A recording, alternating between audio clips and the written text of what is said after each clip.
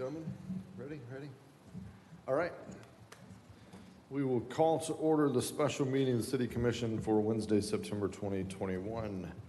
Sharon, if you would call the roll, please. Commissioner Hartman. Here. Commissioner McGurk. Here. Vice Mayor Sachs. Here. Commissioner Colodi. Present. Mayor Owen. Here. Thank you. Okay, first item up in this workshop is public participation. This is your chance to address the commission and staff on any item you would like, either on the agenda or related to items on the agenda. If you would like to address the commission, you come to the podium. It's first come, first serve. You'll be given 3 minutes if you just give your name and address. Is anyone here to speak? Go ahead. Looks like you.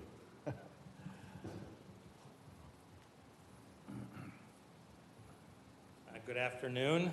Lovely facility here. First time I've been in this room. I'm Richard England. I'm both the president of the Hub and I'm on the CSHD, Canal Street Historic District Board. I'm here and wearing my CSHD hat today. Okay. So I wanted to first do a couple of thank yous. First of all, for including the Canal Street Nights proposal in the materials for this agenda.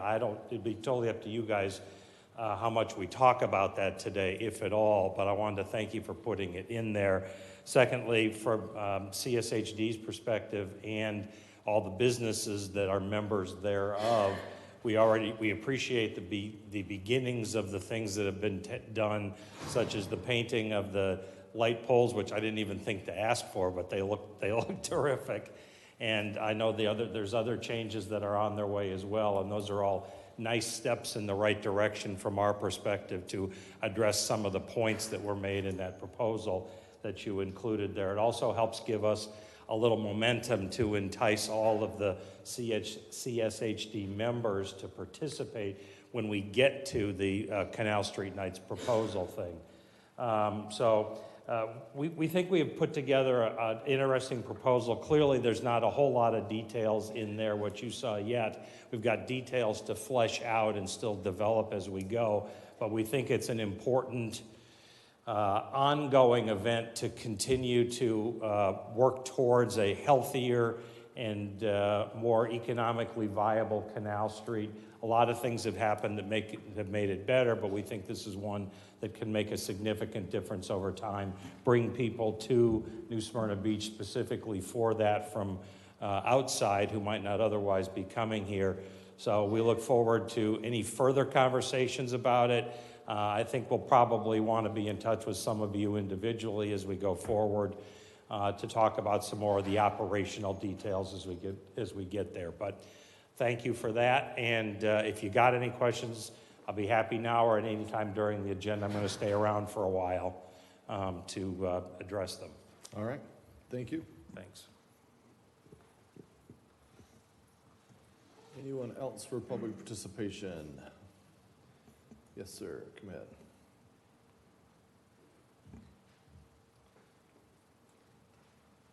Good afternoon. Mark Billings with Habitat for Humanity. I've met many of you. I want to thank you for your service. And on behalf of our organization, I want to just take a brief moment to remind you that we come to work working very hard every day to improve the situation in our community as it pertains to affordable housing. I want to thank you for your consideration and looking at vacant lots today. It's something that as we look at increasing construction costs, not lost on any of us, lumber alone is approaching 200% just over the last year. Delays in supply chain due to the COVID situation has driven our costs up as well. So every opportunity that we have as an organization to reduce costs gives us a better opportunity to put a deserving family in a home. We currently have 7 homes under construction in our community. We're working on a project right now to put another 6 to 8 in the New Smyrna area over in Sheldon. As we look at an opportunity to take costs out, if you have an opportunity, consider these lots and making those part of the inventory at Habitat for Humanity. I assure you, and I have many of my board members behind me, I want to be mindful of time, you know who they are, that we'll build on those lots, and we'll build on those lots as quickly as financially feasible for us. Again, I want to thank you for your service. Lovely building, my first time in here as well. And in the interest of time, I'll be happy to take any questions you have and want to thank you again. Thank you. So I think what we'll do probably easiest for those of you that are here kind of on representing different organizations, Richard, Mark, others, if you're able to stick around until those items, you know, it's a workshop environment, so it'll be fairly casual. So as we're having those discussions, if we have questions and want to bring one of you up as we have that discussion, we'll just reserve the right to do it at that time. If you're able to stick around, I get that you may or may not be able to, but we'll try to move as expeditiously as possible. Any others for public participation today? All right, seeing none, we will close public participation. And let's get the right. Okay, so first item up is the LDR parking requirements. And turn over to Yes, staff. good afternoon, Mayor and Commissioners.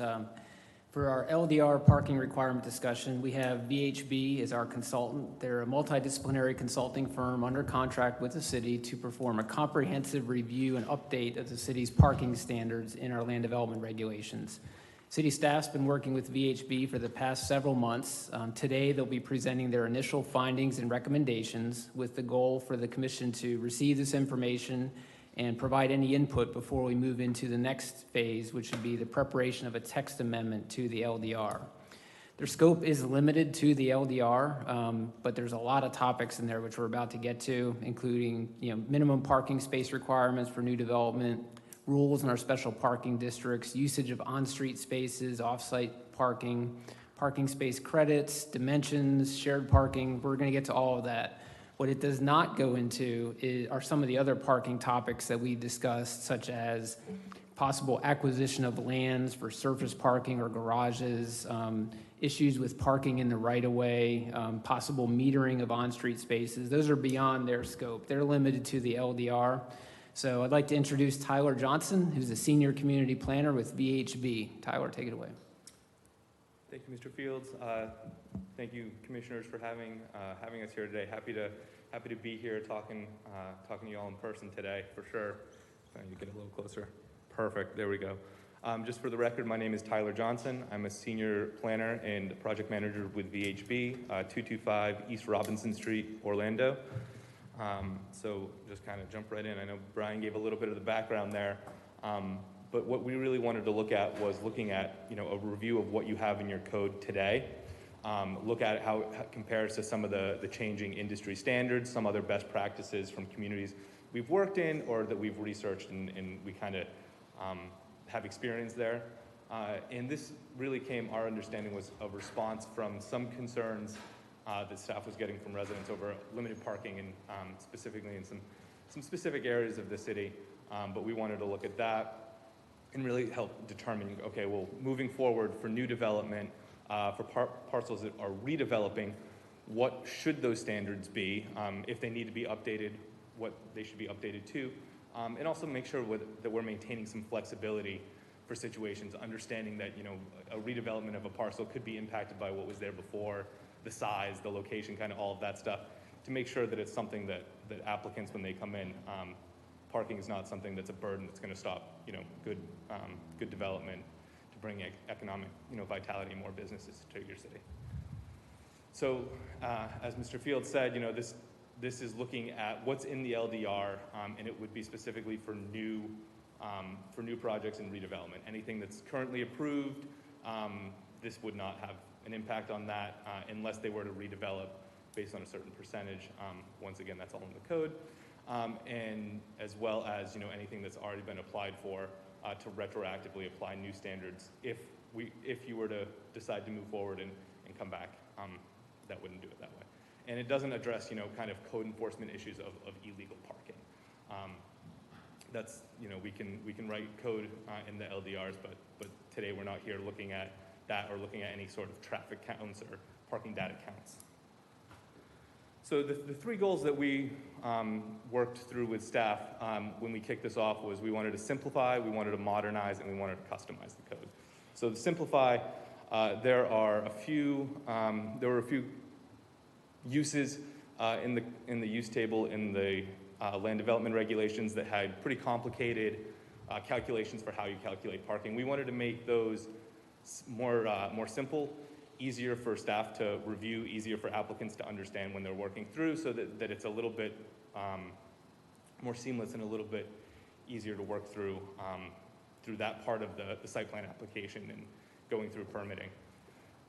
We also wanted to, modernize. We wanted to, like I said, look at, some uses or some standards that may have been up to date when they were put in the code, but, with changing best practices and industry standards, looking at how we can update those, as well as, like I said, look at different areas and how we can maintain flexibility in those areas for certain uses in certain parcels.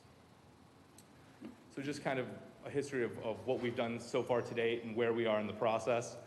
We started with a kickoff meeting with staff to kind of understand, the scope, the background, the intent and the purpose, why we're doing this. We took a look at the existing standards, put together a summary memorandum of our understanding of the code, looking at it as if we were an applicant looking to put stuff in to see how we understood it and what kind of stood out to us, and we worked through that again with staff. They helped answer questions, and really helped us get an understanding of that. And then we started looking at some similarly situated communities, these analogs. We looked at Daytona Beach, St. Augustine, Dunedin, and Winter Park, all here in Florida. We worked with staff to choose ones based on, characteristics that were shared with the city of New Smyrna Beach. In addition, as we got into some of the specific kind of policy ideas that we're going to talk through today, we did look at some other ones that we've worked in, Altamont Springs, Delray Beach, Longboat Key, Fort Lauderdale, a couple other ones, just that have some examples of some of these policies in place already, so we can have some lessons learned from there as well. And then that brings us to today, right? We're coming here with those findings and kind of that initial set of, okay, we looked at your code, we looked at, our experience in working with parking codes throughout the state, and we looked at these analogs to come up with some draft recommendations, some draft really ideas to bring to you. What we're looking for is to get direction from you all on, how we want to move forward, which ones we want to do, which ones we might need to refine, and then we're going to take that information back, help refine those to bring them through a recommendation, and then work with city staff to actually make the changes to the proposed changes to the ordinances before it would go to a P&Z board and then back to the commission for adoption. So getting into what we talked about, just for simplify, one of the first things we did was look at your use table. I believe there were 56 different uses in there. And we worked with staff and looking at what was there. Some of them were outdated, indoor arcades, for instance. But other ones you just had, there were ways to combine different uses that either had the same parking ratio, or through our research we found that they should have they should and could have the same parking ratio. So we actually combined it down. So it's a much smaller table. It's about 34 lines now as opposed to 56. It's a little bit easier. Certain ones we combined are restaurants, most retail, not all types of retail, certain ones, convenience stores, furniture stores, they don't need the same as more of your traditional commercial retail, so those are still separate. We also wanted to simplify the calculations, like I mentioned, so hotel rooms, hotels, for instance, instead of having calculations of 1.3 per room, and then employees on the largest shift, you need to add more, and if you have a restaurant, you need to add more.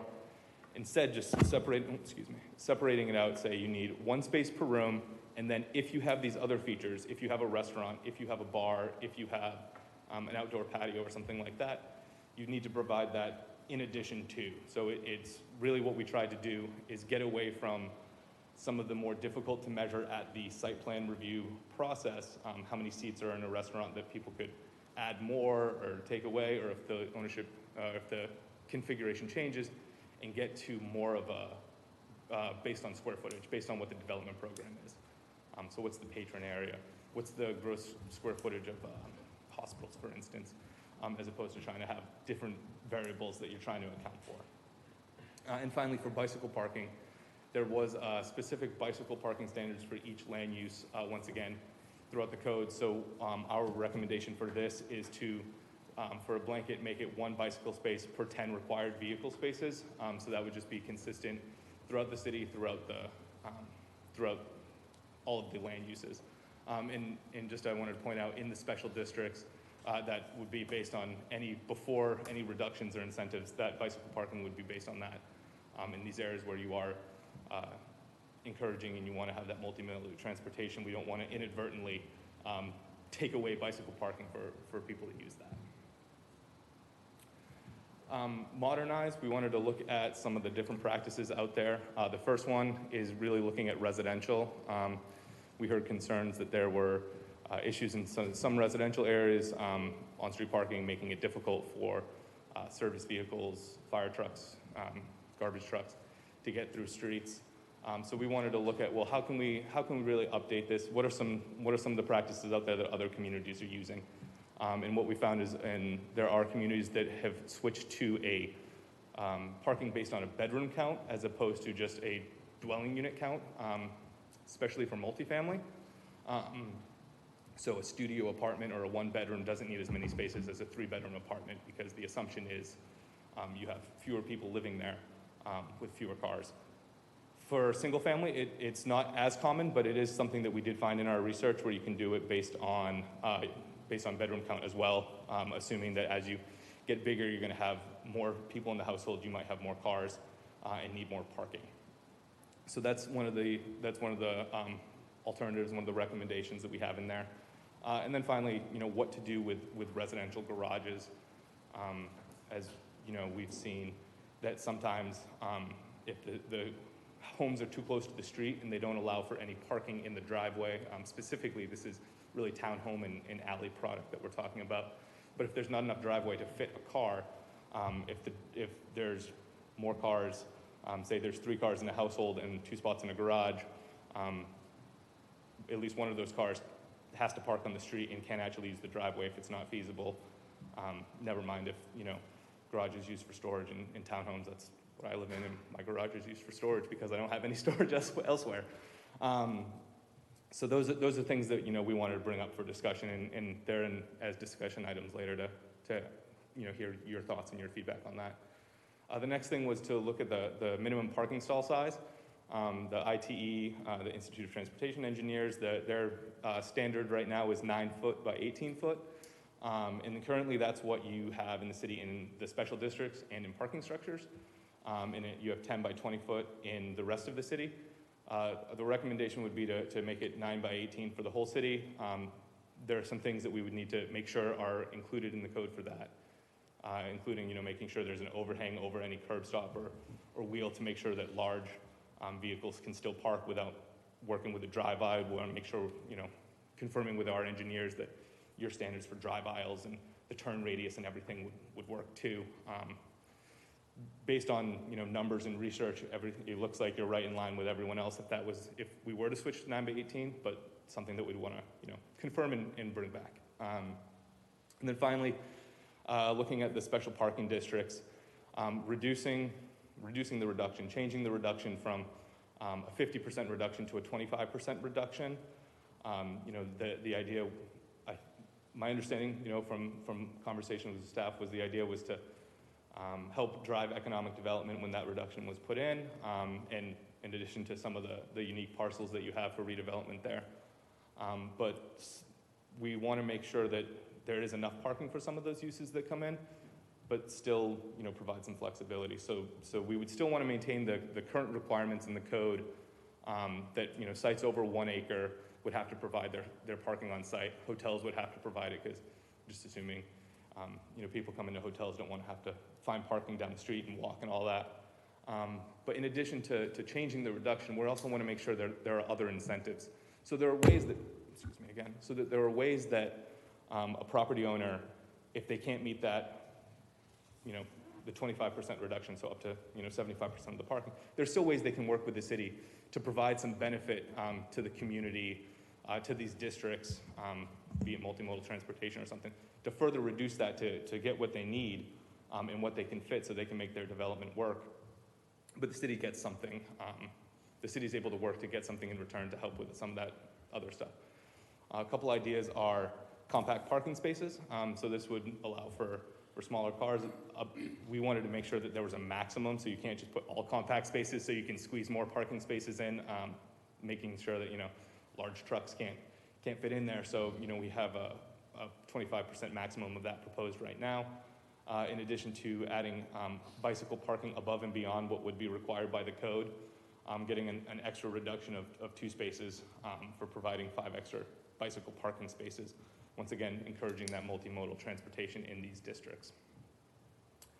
We also looked at your code on shared parking agreements, and currently in the in the special districts, if you have a mixed-use zoning, you can provide shared parking through an agreement off-site within 1,500 feet, and for not mixed-use zoning, it's 400 feet.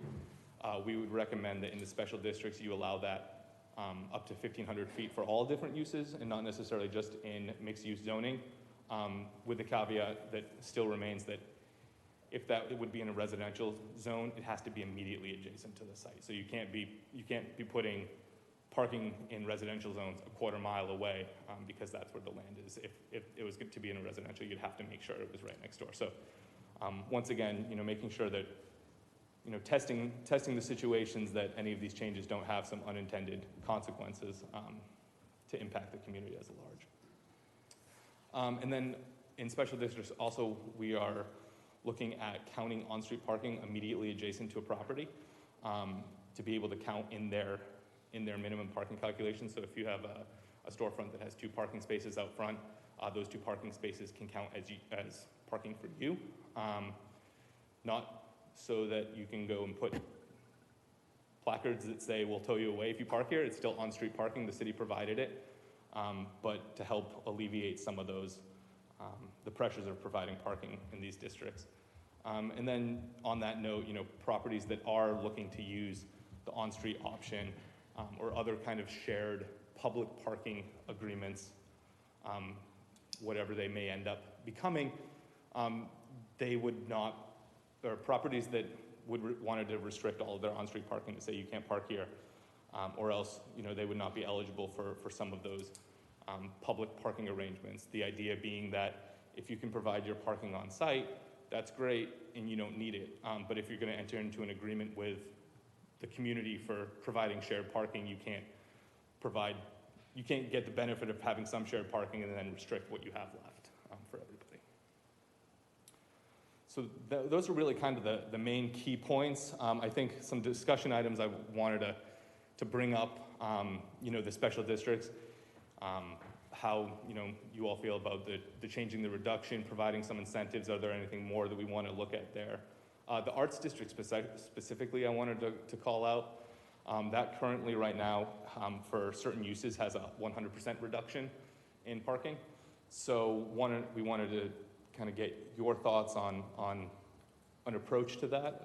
Should we look at whether all of the uses that are in the code are appropriate for that entire reduction, whether we want to look at the location. As you can see, it takes up a pretty good bit of the Canal Street district. So maybe there's a more specific location we want to look at, as well as making sure that we're not harming any of those small businesses there, and allowing maybe potentially for a discount of a set number of parking spaces. So if you're required, say up to 4 or 5 or 6 parking spaces, those first few can be, you don't have to worry about those. It's just the larger developments that come in that would have to do it. That way, some of those buildings that may not have lots readily available and someone wants to redo, one suite of a building isn't left in a bind because of this. And then once again, the residential parking ratios, that switch to bedroom versus dwelling unit and looking at garage spaces were the 3 main kind of discussion items. We have items for future consideration, but I think while we're here, I'll stop talking for a bit, catch my breath. It's a little difficult through this mask. So I'll sit back and kind of listen to your thoughts, and any questions I'm happy to try to answer or make sure I can get answers back to you. Okay. So, gentlemen, the discussion, questions, and then I guess where we go from here, just so we're all clear, we're obviously not deciding anything today, no motions today. We're giving staff and the consultant basically some guidance before they set into actually trying to take this from PowerPoint to LDR text. We don't want them chasing all the wild gooses. Let's get them down to, yep, we think this has support of the majority of the commission and it's worth trying to codify into our LDRs. And then that would obviously come back to us through a traditional process. So that's when we would be voting on the final thing, and get some other bites at the apple once we see it written and get some more feedback from the public even. We may tweak or refine some things. So that's kind of where we're at today, just so everybody knows. So with that, I'll open it up. It was a lot that we just went through. We may have you go back to some slides or different things. So, all right, who wants to kick it off? Commissioner McGurk. Thank you, Mayor, and I think you hit the nail on the head there. A lot of material you just went over. Any one of those topics we can probably spend an hour on. So I just want to kick off this by letting the commission know kind of where I stand and the way I perceive parking issues and that of people in the community.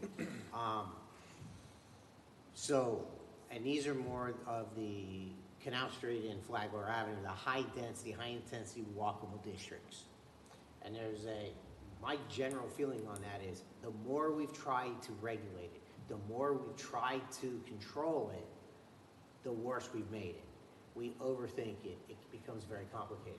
So I'm very intrigued by all your numbers. I like using cities as examples, but how many of those cities have the same problem and are looking to other cities? So it's important to know what other people are doing, but that doesn't necessarily mean I want to do what they're doing.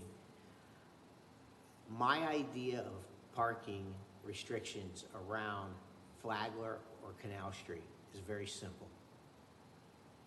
The lots are very small. If you I hear people all the time talk about requiring on-site parking. That doesn't make any sense.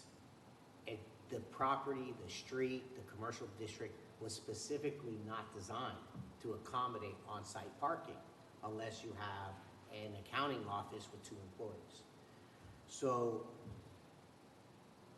on the idea that we have tried so many things from when we first started CRAs in the 1980s, and we continue, we have a pretty interesting parking situation with the different rules and parking spaces, double accounting, people paying in for them. It got all well-intended, very well-intended, but there are a lot of complications with that over time.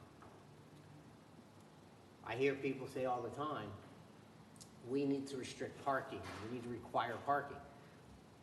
The disconnect from the residents that I'm hearing that from is they don't understand that most of the restaurants or the businesses that they go to would not be there if we put in those kinds of parking requirements. It's very important to make that connection, because I don't think sometimes I speak with people and they quite understand that. They just perceive a parking problem and they're like, we gotta fix it. This business comes in and all of a sudden they perceive it with more parking problems, and maybe they're not interested in that particular business, but they use other businesses along the street that wouldn't be there if you change that requirement. So I've said this before, and here I want to say it. You have a designated area where businesses can use parking. You cannot park on side streets, on residential lots, on the right-of-ways. So basically you have a fixed finite. If Flagler Avenue within a district has 300 parking spaces, then it's 300 parking spaces. And any business can come in and use those public parking spaces. What you don't have, the only thing you have to make sure you regulate is overflow people parking on adjacent streets in front of residential lots. It's a perfectly fair distribution of public spaces. A business can determine, I want to come in and compete, but there's only a certain amount of parking spaces, and they can choose to either invest their money to compete in that, or they can choose not to. There will be a natural equilibrium that will happen based on businesses not wanting to compete for a finite amount of parking spaces, and businesses that will come in and want to do that. And that will change over periods of time and fluctuate. So I think that, so we get into all these details. To me, the simplest form is not to overcomplicate it. Make some people get it, some people don't. The only one area I would recommend that we regulate is a business that comes in has to provide for employee parking. Employee parking is a problem, because unfortunately, there's a lot of businesses that come in, and they're gonna have 30 people working, and they're not gonna direct their employees not to park on all the best spots closest to the business where the patrons are gonna be coming into, the customers are gonna be using. It's also, you can have a business come in and they can have 20, 40, 50 employees on a particular shift. And that can take up, if you have a finite number of parking spaces, that is a disproportionate amount of business as compared to, let's say, a restaurant and a jewelry shop. One is gonna require lots of employee parking, the other one is not. So designating, having a business come in and designate where their employees are gonna be able to park, to me would be the extent of which I would want to truly regulate that. I want to touch, so that's my general idea. Obviously, we can work through this and there'll be some give and take on that. But I want to bring up, you mentioned bicycles and having bike racks and these compact cars. I've seen a lot of this, and I see a lot of times compact cars park in non-compact spaces, and then you pull in, the only thing left is compact spaces, so that's an issue. I also want to be able to give flexibility. There was a business that opened up in town, and this is a true story, it's kind of funny. It's a construction business with a small retail showroom area. And out of all the things they had to do to try to get open, to get their CO, all of a sudden, someone said from our planning staff, "Where's your bike rack? Where's your bicycle parking?" The person's like, "What are you talking about?" "Well, you have to have a bicycle rack." So that was just one of the little things that small businesses have to try to accommodate that don't necessarily make a lot of sense. So where I'm getting at is, I would like staff to be able to make a determination on some of this, a little bit of subjectivity, because this was not in a high-density, walkable district, and no one's coming up, and one person a month may come to the, quote, showroom, but yet that was one of the things on their punch list that they had to accommodate for. So while I think there's nothing wrong with providing some bicycle racks, I don't want to get too far into the weeds of refusing a business that they can't open and get a CO because we're over prioritizing a bike rack. See a lot of bike racks not being used in an area like Flagler or Canal Street. That's great. That has a much higher probability of people using those bike racks than in areas that are not the same kind of density. So I just wanted to give you that little example to keep in perspective when we're talking about this. Let's understand that even little changes can have consequences that are very challenging to the entire city. Thank you, Mayor. Okay. Thank you, Commissioner. You mind if I just... Sure. A couple points. I'll try to work backwards if I remember. The subjectivity, I think that's something that we can work with staff to write in. There's plenty of regulations out there that you can see where there is some subjectivity that is given to staff, so we can continue working through that.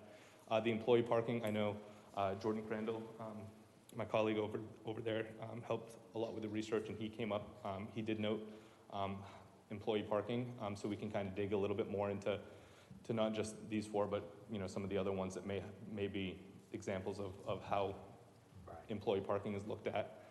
On the analogs, we wanted to make sure we were not looking at other municipalities that had old standards that they were looking for. So I think the earliest was 2006, which is already 15 years ago, but Dunedin and St. Augustine were 2016 and 2018 respectively, so they have some nuance. Dunedin, they have, the way their downtown parking works is they have a lot of parking lots built behind the buildings, and then you can go and you can pay. That's one example. Mr. Fields mentioned earlier, it's not part of this, looking at, a mechanism for that, but I will say that Winter Garden, Delray Beach, those are two examples. I know where we've done work, but Winter Garden has their historic downtown. The Main Street used to be a train track, and there's a lot of kind of small businesses, small lots, there's not really a place for those businesses to have parking. So the program that they went to is basically a payment in lieu of. So you need 4 parking spaces for your business. 1 parking space is X dollars. You pay that, and then the city uses that in that district to make public parking for everyone to use. So you basically, you're paying in, paying in that share. And then, that they, what be it on street, or be it, surface parking like Dunedin has done, or a parking garage like Winter Garden has done, that is an option that But there that are. has to do with acquiring more parking. You may or may not, how you do it, that's all a That great program is, debate. yeah. My question is on the concept that I presented, which is you basically have a designated area in a commercial district where you have parking. You don't regulate it other than they can't park outside of that on people's swales in front of their homes, invade their personal space. Right. From your professional perspective, what's the problem with that? Punch holes in my theory. Prove me, the famous Facebook meme, prove me wrong. I think it's an idea that we can definitely take a look at. I'm trying to think of an example where there's a district. I think the concern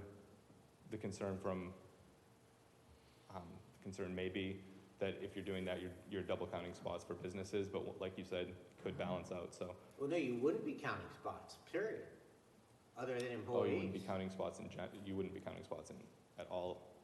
Okay, that was the Yeah, suggestion. it's just a free market for commercial parking, and the key to that working is strict enforcement of these people not parking outside of that district. In this particular situation, in our town, we have a problem where whether it's employee parking or customers Yeah. going to businesses, they start filling over into the residential streets, which the residents have every right to be incredibly irritated about that. It invades their personal space. But we can fix that. And we just have a designated area, and it's a first come, first serve. And it becomes Other than the one exception I would consider is the employees. The business has to account for where they're gonna put their employees. But yes, I'm all for, you touched on adding some sort of fee. I don't think the businesses coming in and saying, you need to generate a lot of money. So I think it would be better, Brian and I have had some conversations over time kicking this around. I think he actually came up with a very good idea. But you're gonna have to have a significant constant revenue stream for this city to acquire properties down there around these high district areas to provide more parking. And that's actually not as hard. I think Brian, our staff has done a good job at figuring out a way to do that. But that's a little different from what we have now. The problem we have now, which is a finite amount of space and a bunch of businesses coming in, and it's just basically a first come, first serve. So my question to that is, fundamentally, what's wrong with that? Poke holes in my theory. I think, like you said, the enforcement could become a challenge. Just Sure. how to go about that. I think that would be my main thought. But like I said, I'd like to kind of think on it a little bit, look at some examples, and maybe reach out to the planners in those areas and see what Thank you, they've Mayor. done. I'll try to be quiet. No, it's all right. I think one thing, we'll come to the rest of the commission. One, I see where you're going. I think what you're basically saying is, look, we just take this area, the parking that exists today exists, and if you want to open it, if this business leaves and you want to open a new, old former Donna's Creamery building is vacant at the moment, new businesses coming in there, hey, it's just, we don't really care about parking. Like, there's literally no parking requirement because you go into a building, like, what are they going to do? They're not going to change anything about the parking.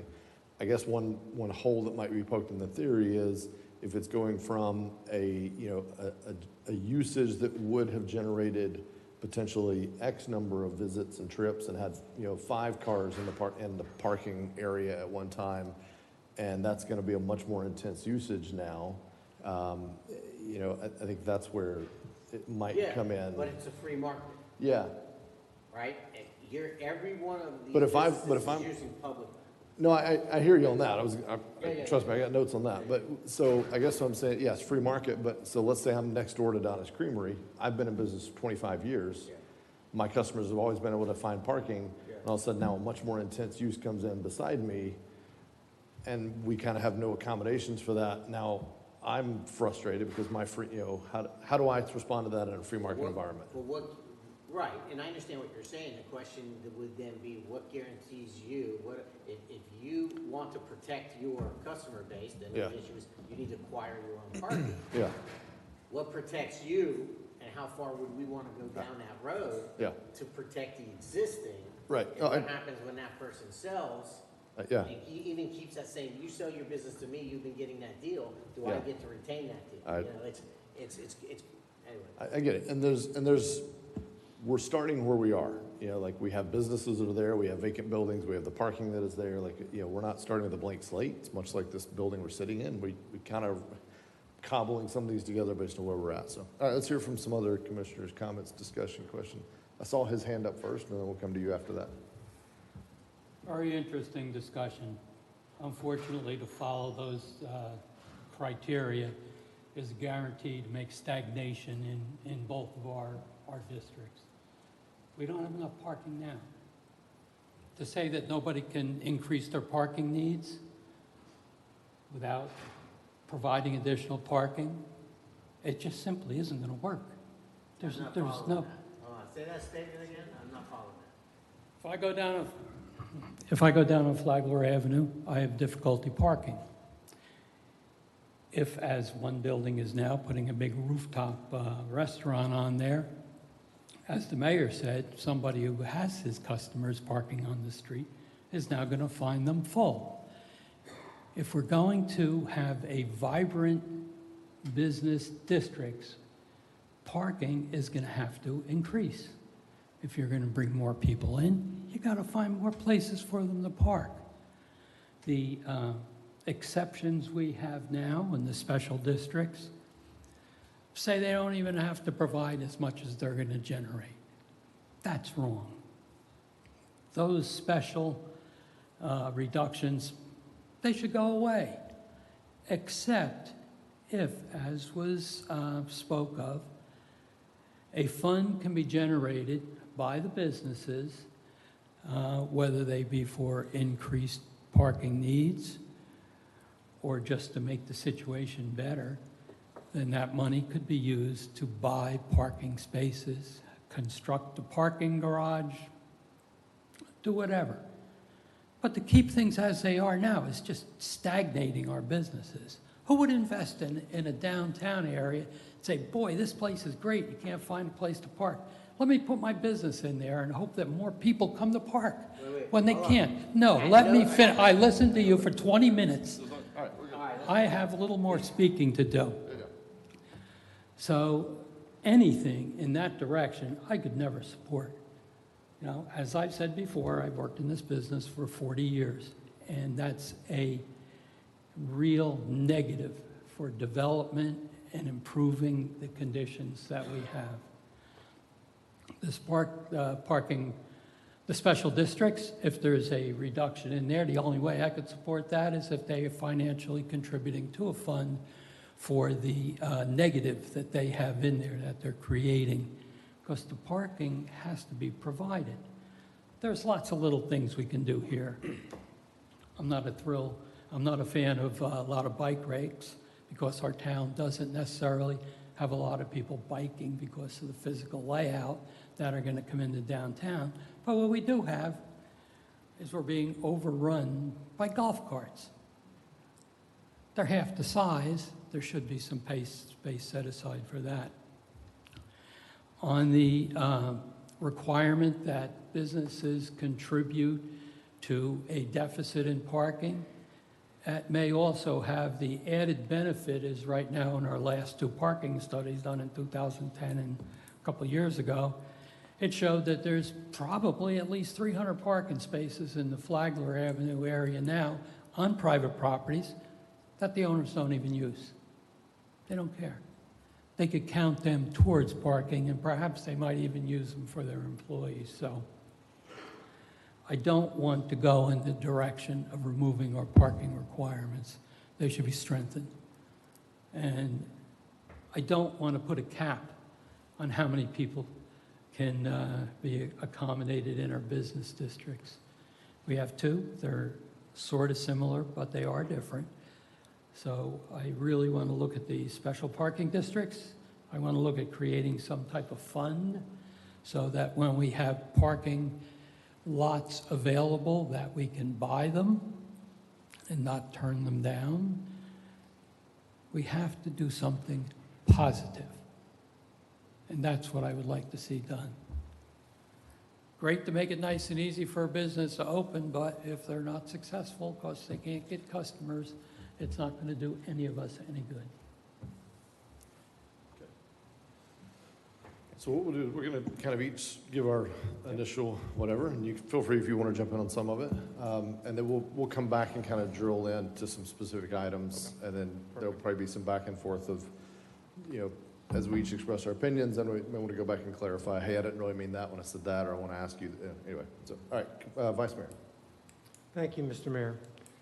So, Mr. Planner, you've offered up similar cities as you see them. I don't see these cities similar at all. They're 2, 3, 4 times the size. I've been to a few of them, and they have ample space to provide parking lots very near the venues that people wish to visit. Our city is terribly constrained by its size. We're so tightly condensed and packed. When the city decided to provide special districts and reduce parking requirements, I think it was a bomb or a salve that temporarily solved the problem, allowed larger venue, let's call them restaurants, bars, to come in and operate. Unfortunately, the side effect was people couldn't find parking nearby. They couldn't even find parking for employees. So they parked on our very narrow side streets. If you own a car with retractable side view mirrors, you're very lucky. So I would hope that you could look at our city with an extra special problem. We do have even more restaurants coming into our downtown areas. I understand there's a steakhouse coming in to Flagler or Canal. Either way, they're coming. And we still have no parking. I had been pushing for my 2 terms now, for purchasing local on-surface lots for parking. Never really panned out. There was one up for offer. Our previous city manager kiboshed that deal. We didn't follow through. It was very close proximity. We have one lot at Smith Street, which is about, I would say, 2/3 or a mile less from Canal Street, which could be good, although you'd have to walk, but it would be for special events. But at the same time, we're going to continue to have more restaurants. We have a new restaurant, the River Deck, causing more problems downtown. And we'll see it further grow. So I think we need to look in a different direction. Again, the special districts only solve the problem for a short time. And then it doesn't matter what regulations we put down, aside from parking meters, which, okay, we get revenue from, people are just going to find a place to park wherever they can. So are heavily regulated areas really going to help us? Are they going to help the merchants that want to build larger venues? I don't know. Recently we had Joel Page's restaurant, his wife's restaurant, moved from downtown Canal Street. He had very little parking there. So now he moves to Dixie Highway. He's got parking. Good for him. It depends on where you are. But you can see Flagler Canal has no parking, not even behind the buildings. So we really have to make maybe a concerted effort to look for lots that we can purchase reasonably and make surface parking close to the downtown areas. I can't see any other options. Can you? I mean, you spoke, even though you spoke 20 minutes, I would, or anybody else who wishes to offer some relief. Our city is constrained by our size. It's funny, I was looking at Google Earth, panned out to see the size of our city, except for going westbound. Just went to the limits of I-95 and saw all the way from the ACA up at the Doris Leeper down to 10th Street. We're such a tiny city. But of course, when special events and weekends come, we're so packed. No place to park. The residents are angry. The commerce is angry. And we tried to provide them less parking requirements. It still didn't help. So now where do we go? We have to go somewhere. Or do we just say, that's it, Katie barred the door, wait till a spot opens up? But we don't want people driving around all over the place waiting for a parking spot. We have to, maybe a new paradigm. So that's why we're asking you. I mean, our staff has tried, and we just can't seem to solve that problem. Thanks. Okay. I didn't take up 20 minutes, but. No, I don't think anybody's taking 20 minutes somewhere. Commissioner Hartman. So I like the idea of where did it go? I've lost it now. Oh, your incentive program. I think that's a good idea. I've also heard some good ideas about the golf carts. Now, the chief will probably differ with us because that brings up another problem for his agency. But, you see a lot of times where these golf carts are taking up a full parking space. So that's something that we should truly look at. The idea that if I was given a 50% reduction, I own a building on Flagler, I was given a 50% reduction in parking, and now I've sold that building, somebody else buys it, you're now saying they only have a 25% reduction? So how are they going to create parking spaces when there are no parking spaces to begin with? I mean, we only have so much land, and unfortunately the way the city was designed and had been laid out and built over the years, we don't have that available space. There's no huge chunk of land like under Interstate 95 where you could build a huge parking area for patrons to visit a downtown area, like Orlando, even Winter Park. But we have, I don't know where forcing businesses to come up with more parking spaces it's not gonna resolve any problems because we don't have the spaces. Staff did an excellent job a year or so ago about identifying where parking spaces are. I think we should probably do a better job on signage as to where those places are so that people will know where these alternative parking spots are located and can utilize those. The other thing that we haven't touched on is our day trippers. We have a humongous amount of day trippers, especially over the summer months, that come and tie up those parking spaces to walk to the beach.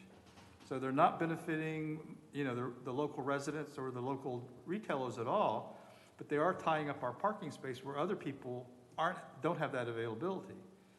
And the other discussion that I think we need to have at some point in time is mass transit or some form of mass transit.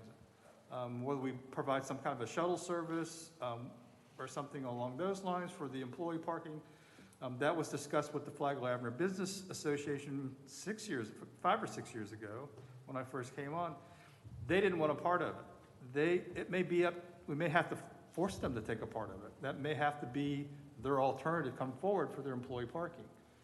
And, whether we partnership with them or something like that, but that's something that we probably should look at is there are 1 or 2 available parcels of land that are off-site that could be used for something about that, but we have to come up with how are we safely going to get the employees and or the patrons from that site to the downtown area. The Arts District is kind of unique in that you don't have a lot of people coming to the Arts District. They come in spurts and splatters.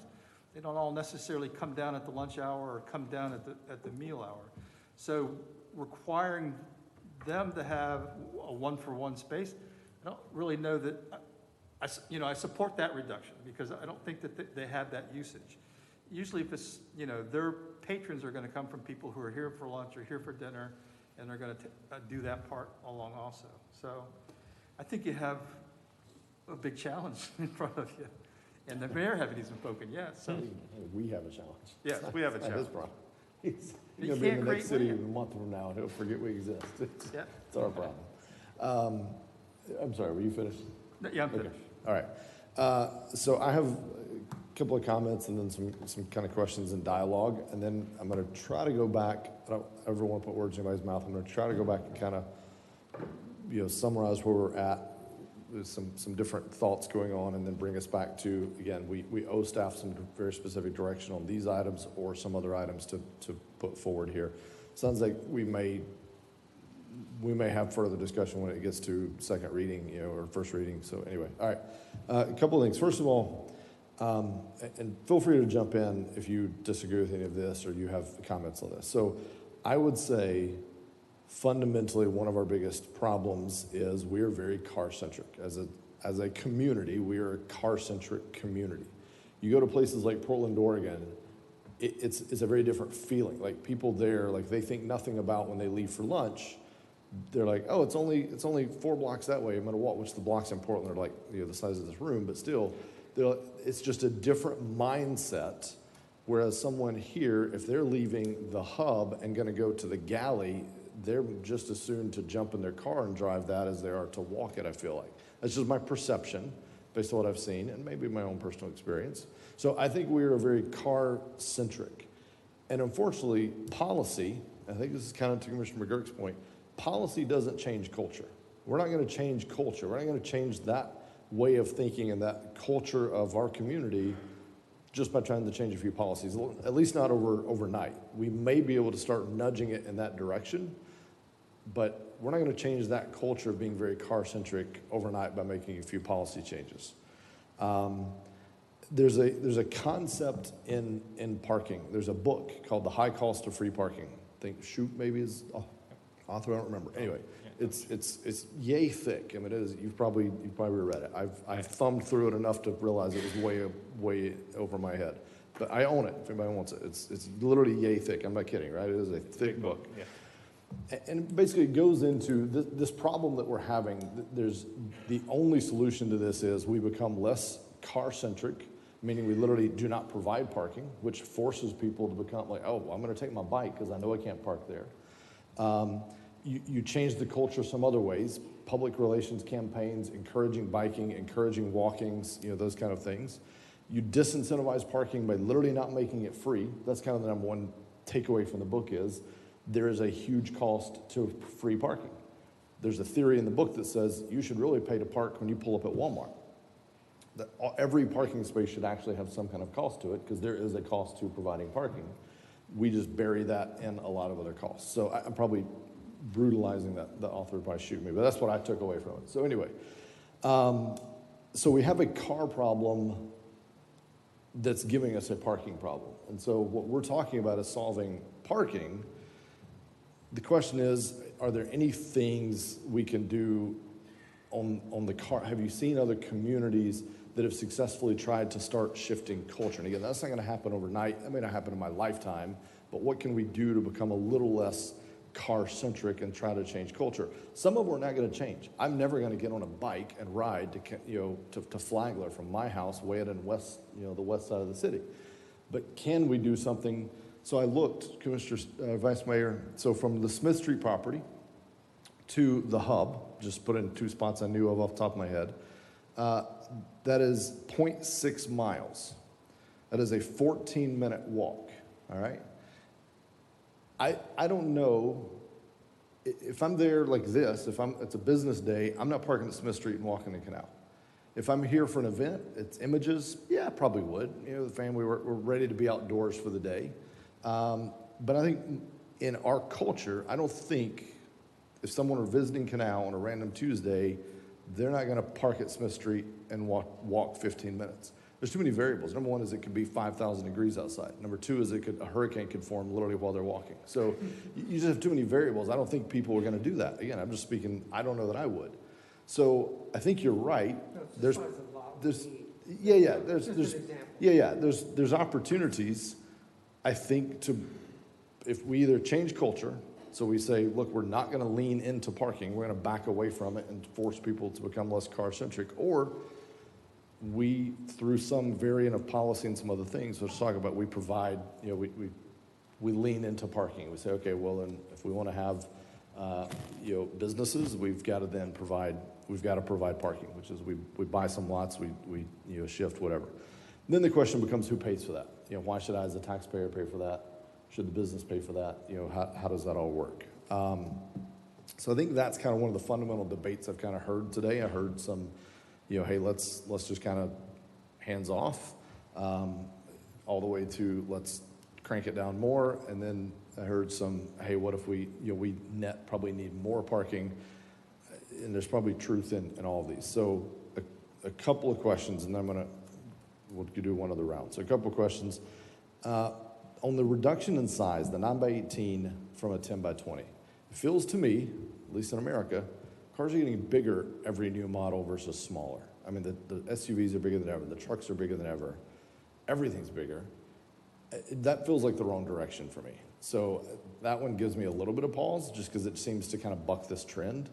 Now, I like the idea of whoever said the golf carts thing, having that as a quasi-compact, like having some more of that. I could buy that in certain areas or districts, but that one just didn't pass my sanity check from what I'm just seeing on the roads.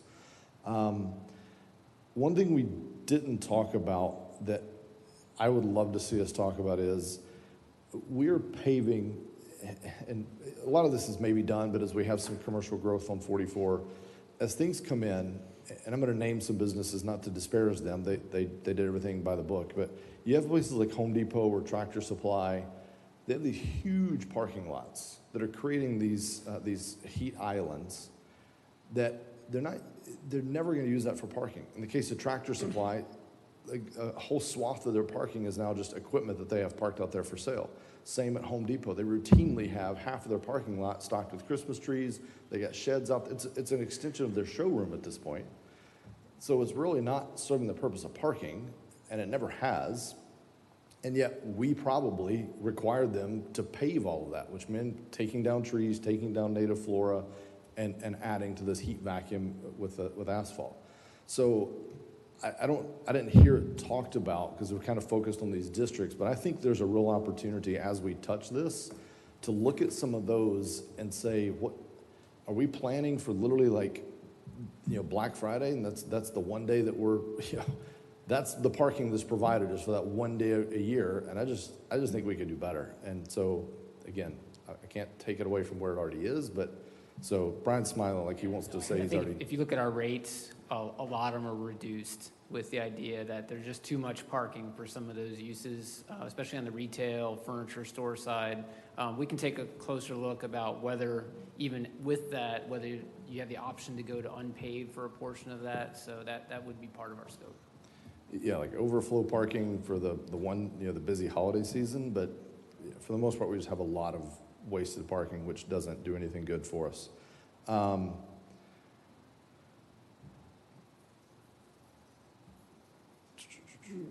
So the last thing is, so where most of this I agree with, some of it, I had some issues with. I would like to see us drilling in on this concept of if we are going to provide additional parking, if that's which that's not really what this is, that's kind of a bigger discussion, but if we land that we need additional parking, which is what I've heard from at least two of my colleagues, maybe more, how do we fund that? Like, how should that be funded? And I know over on Flagler, we have the one parking lot and people pay into it. I don't think that's how it works on Canal Street, though. We have public parking on Canal Street. Nobody's paying into funds over there, right? Is that because they're not using it to meet the requirements. They're not having to meet a requirement. No, we don't. On Canal, we don't have. Okay. But on Flagler, we do. But that's because they're using it to meet the requirement. I don't. On Flagler, the spaces that are leased from the city, so that's only on Flagler. It's not available anymore. We still have it on the books for the ones that paid in, and we honor those. We'd probably long-term like to get away from that program because they're really essentially phantom spaces. They're spaces on paper that are far away that aren't real places to park, but yet they get credit for them by paying in. So, but it is only on Flagler. Right, so it allows them to meet their LDR requirement. They check the box. Yes. I mean, which is what you sort of talked about, but what I heard from him, what I think would work is we legitimately have a fund, and we say, all right, if once we hit a certain point or once we have certain demand, we literally buy some parking, and you know, and the fund pays for it. I'm not paying for it as a tax-paying citizen. The business is subsidizing their parking need, really as a collective versus any given business trying to buy parking, because that's not going to happen. There's just not enough out there. So anyway, that's The reason for that is because we exceeded the limits on the parking that was available from the city at the time, you know, that we have public parking. So when we exceeded that limit, we kind of stopped the program, because right now we didn't have anything available. gotcha. Okay. All right. So I've said kind of my first thoughts. I'm going to go back through if anybody has some other stuff, and I really though want to make sure you two get enough to kind of go back to the LDR. So you've heard us bounce around. It always happens at workshop. There's a lot of pent up, like, you know, here's how we feel about this. So now I want to make sure we drill in on what are we doing? What do we think there's support for the LDR stuff in? So based on what you've heard so far, Brian, what do you need each commissioner to maybe put a finer point on? The two fundamental issues, and we don't have to reach a decision today, is the special parking districts. Do we offer any discount? Currently, it's 50%. We've proposed 25. Should it go to 0? Should it remain at 50? That's one topic, a policy decision. The second is, to Commissioner McGurk's point, is when you have a business moving into an existing space on Canal or Flagler, and it's a more intensive parking demand, is how do we want to deal with that situation? So currently, they would have to meet the parking requirements, either on-site or off-site. What we've proposed is giving them some more flexibility for those off-site shared parking options, but they would still have to meet the parking demand using the new calculations. So the policy decision is to whether to do that, go to Commissioner McGurk as kind of the parking is what it is in the area with boundaries, perhaps with employee parking, and it's a business decision whether to move into that space, or to more of what Commissioner Colodi mentioned is more of, no, you have to provide your parking. You can't come in unless there's a provision, perhaps unless you pay for it. So those are the kind of two policy items that I've heard today that we need to further explore. Let's pause there. Let's take those just one by one. We're just going to come down the line real quick. So the first thing is for the required parking. So they go in, they do the metrics, they have the use, and it says they should have 10 parking spaces. If they're in a special district, they would qualify right now for a 50% reduction. What's before us is, should that be 25, 0, 100? So let's just, on that one item, let's put a finer point on that for staff. So we'll begin at the end and just come down. Go ahead. Well, I prefer reducing it. I would like to reduce it to 0, but we'd have to have some type of fund built up so we can provide parking, so you can have some expansion. Okay. As to the parking district itself, the Arts District, if you take a look on the map, it's all the way out to Mary Street on Route 1. That's a really long walk to get downtown and to the arts area. So we want to look at that, because that would affect the thing. I want to keep us on just this, literally get a number to give to staff. So let's stay there, and I'm going to come back. We're going to 0 to 25. All right. So a reduction somewhere in the 0 to 25 range is where Commissioner Colodi's at. Vice Mayor, what are your thoughts on? I could go back to that also, but I still have the reservation that no matter what regulations you put down for the business owner, it won't change the fact that you have the driver and the car, and he still doesn't have the amount of spaces. So that's the problem we need to solve. We did not, quickly, just we don't have to talk about it now, but the residential parking ratios, we have big problems. You gentlemen probably received emails like I have. I can't park, can you let me park my car in the street? Because when I have visitors, they're not allowed to park in the street, and these are in new projects out west. So we have different problems with parking there. Should staff go back and look at all, the width of streets, what kind of length of driveways are required? And I do also agree with the mayor. We are auto-centric. I don't think we're going to change that. Again, we're not like Portland or New York with mass transit. And I cannot see, even the person going out to dinner with his family, are they going to get on a trolley from a distant area 15 minutes away? And with, That's, okay, and that's a whole other debate we've had a few times. All right, so Yeah. we've got a couple that are in favor of reduction, somewhere in that 0 to 25 range. Commissioner McGurk, what are your thoughts? First, I want to clarify something. Sure. I did not at any time say or imply that I was not for expanding parking. That was a misinterpretation by Commissioner Colodi. I absolutely support additional parking, whether it's private sector or the city as a public sector deal. I'm against taking away the allowances because you will create restrictions that businesses cannot come in under. Commissioner Colodi's correct. I agree that if we're going to reduce these, then you at least have to have parking for them to be able to accommodate the business coming in. But to reduce it and then say there's no parking out there anymore, that is not the policy that the city should create. Thank you.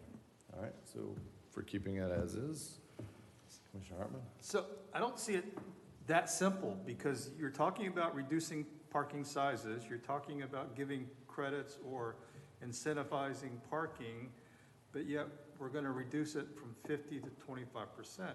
If all of that goes into effect, you're changing the matrix altogether. Yeah. So where Brian's saying, is it 0 to 25 or 25 to 50? But does that include all the other changes that you've suggested? Because, that's all going to come to play. And then what do you do with, it's difficult for, like you talked about. You have an existing building who's sold, somebody else buys it.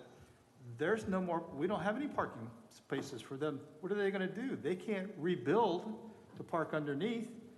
You can't do parking garages. So I don't know where, if we require them to have more, I don't see where they're going to come.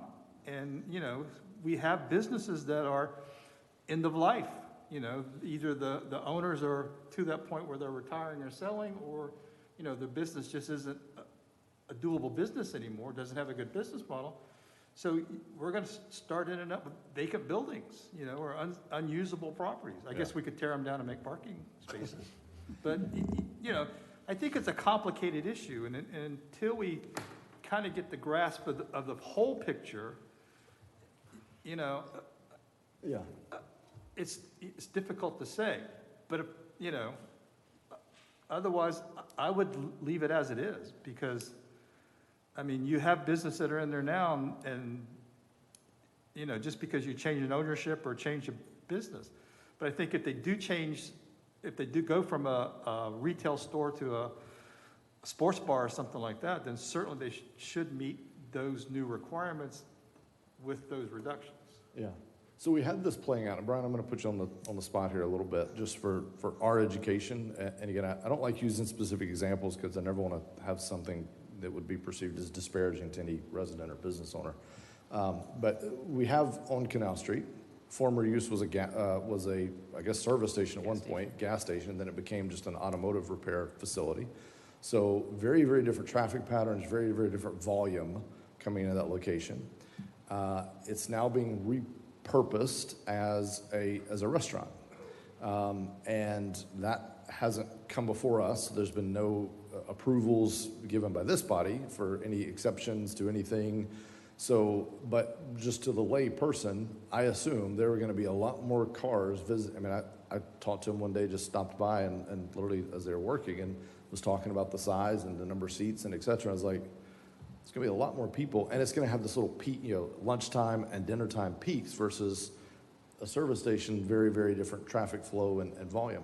So in that particular case, how is that playing out in a very real example? Where's that parking coming from that we know is going to be needed in that spot? So that's in the Arts Overlay District, which is currently exempt from parking. So we're recommending to remove that exemption entirely.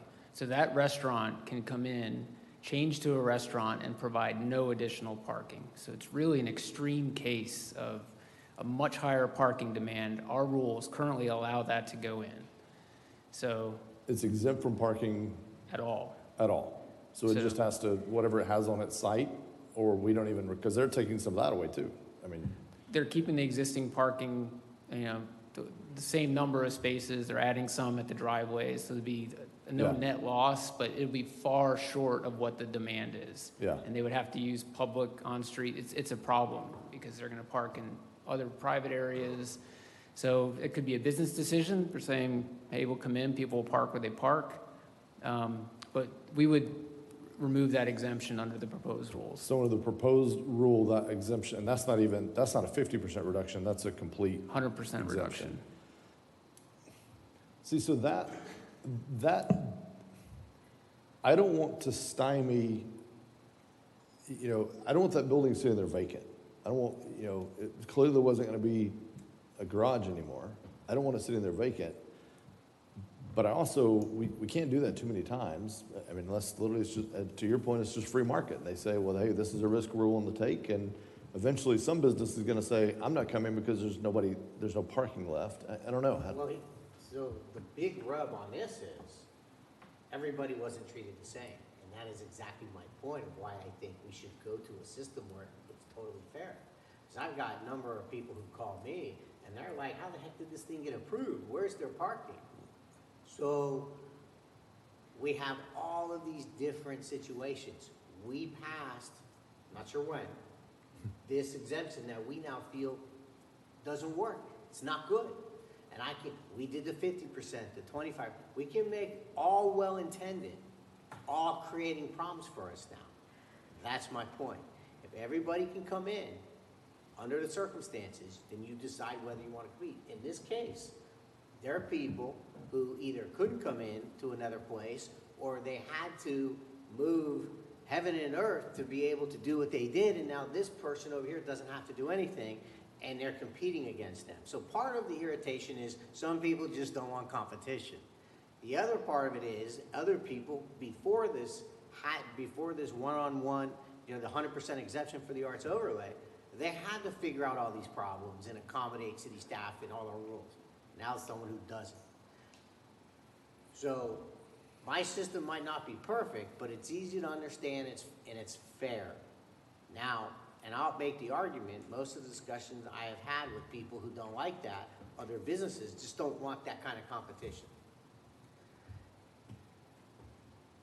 That's the biggest rub, but you have to treat people fairly. And that's my biggest complaint. A gentleman comes in 3 years ago, planning staff, says, hey, I want to put in X business. He jumps through all the hoops, does what he needs to do. This gentleman comes in, says the same thing 3 years later, different set of circumstances. This person's really upset because that person didn't have to do that, or vice versa. This person had all kinds of issues with getting that business in, but because we wanted to solve something or fix something, this gentleman comes in and all of a sudden he has 0 parking requirements. And reading between the lines and talking with people in a personal level, this is what makes people really mad out there. And of course, and then the residents, they have their own set of circumstances. They're trying to get to their restaurant or their retail place, and they can't find parking. So they perceive the problem a little differently.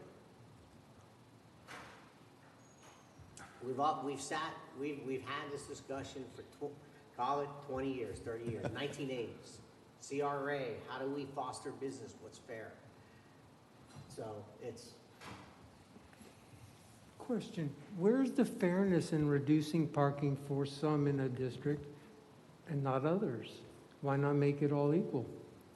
Well, I can tell you this, the history. Flagler Avenue, 15, 20 years ago, had a big problem like Canal Street did. A lot of businesses that were, a lot of structures were not taken care of, a lot of structures were not open, and it was closed. You had a high-density walkable district that closed at 5 o'clock. So you had no parking that restaurants and so on can come into. So you reduced the parking requirement, and look what happened.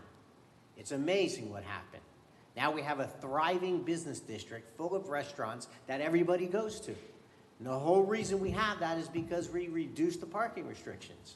A lot of people don't know that. They don't understand that. They may not have been around 15, 20 years ago.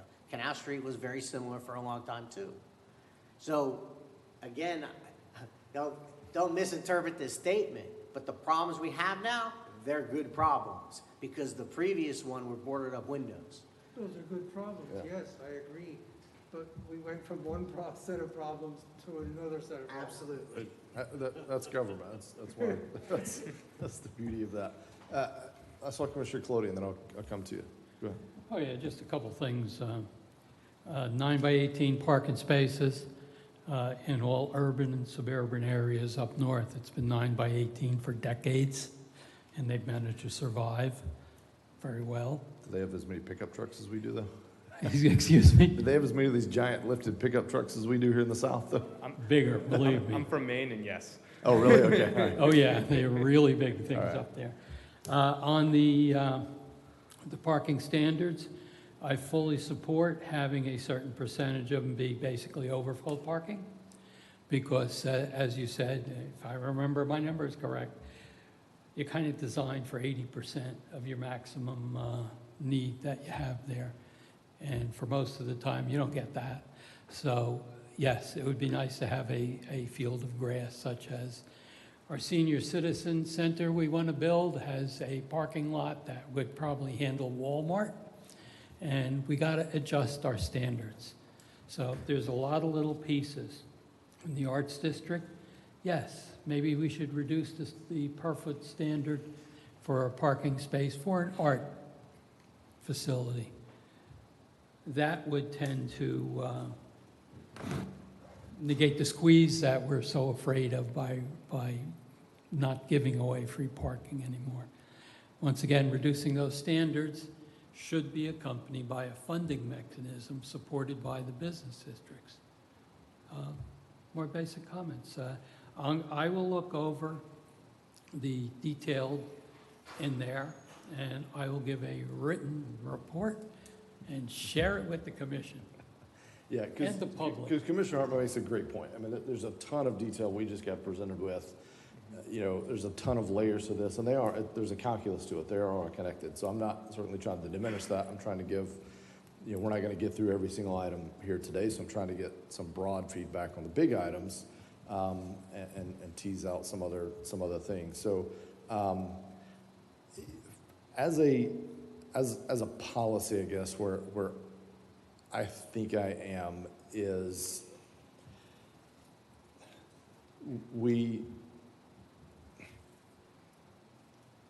to Commissioner McGurk's point, if we increase regulations, let's call it that, we could end up in a situation where places like, I wish I knew the address, but the former, where everybody knows Donish Creamery, the former location of that could remain vacant for a long time.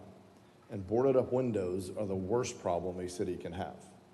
One of the worst, probably not the worst, but it's among the worst.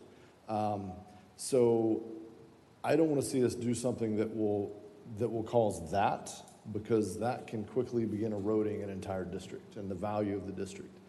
That being said, I also, as a tax-paying citizen, don't necessarily want to subsidize some restaurant going in there either. I don't want to be paying for them to have parking. I don't want that either. So I believe the solution is, and I don't know what the perfect model looks like. I'm sure some cities has figured this out, but I believe, I think you're right. Is that enough political speak for you? I think, based on what I've heard today and other conversations I've had, I think the right approach is there should be some minimum parking requirements. We should acknowledge that we are car-centric. There should be minimum requirements, but we're at least moving in a direction where it's public, but it's not public funded, and there's a difference to me. And so I don't know how that works. I don't know the details. I think that's what you're saying as well. We create a fund. That fund is paid into by businesses. If they can't provide it on site, somebody wants to go into Donish Creamery and put in a 200-seat steakhouse or whatever it is, they don't have that parking, fine. You can buy out of our parking allotment, and we'll provide it in these locations. Now that we don't have any, so where are we going to find those? Where are those lots going to be? How far will people walk? There's 1,000 problems with that, and that's why I say I think, because I could probably easily be convinced that won't work in reality. But at the super high level, that's what resonates with me as kind of a taxpaying citizen first, is let's just acknowledge we have a parking shortage. We want to make sure we have a vibrant business district, but we as taxpaying citizens don't necessarily want to subsidize that. So I think that's where I'm at. On the reduction, you know, I guess it would be, because by the way, that ended as a 2-2 from what I think I heard, so thank you all. You know, I don't know, just changing the rule without facing any of the rest of the realities doesn't do anything. It doesn't create parking to just change the rule, and what it could do is leave more and more businesses along Canal Street vacant, which will become, I mean, that becomes like a virus that spreads very quickly in a district, and you're right, and there was a time when Flagler was you know, a ghost town and boarded up. So I just want to be very careful and methodical, but I think what we would be well-reasoned to do is pick a goal. Like this is the ideal state. Now, what are the steps we have to do to start changing the culture? What are the policy steps we can do to help reinforce changing the culture to get to this endpoint, which for me would be, we have a parking program that is funded by the business districts, managed by the city.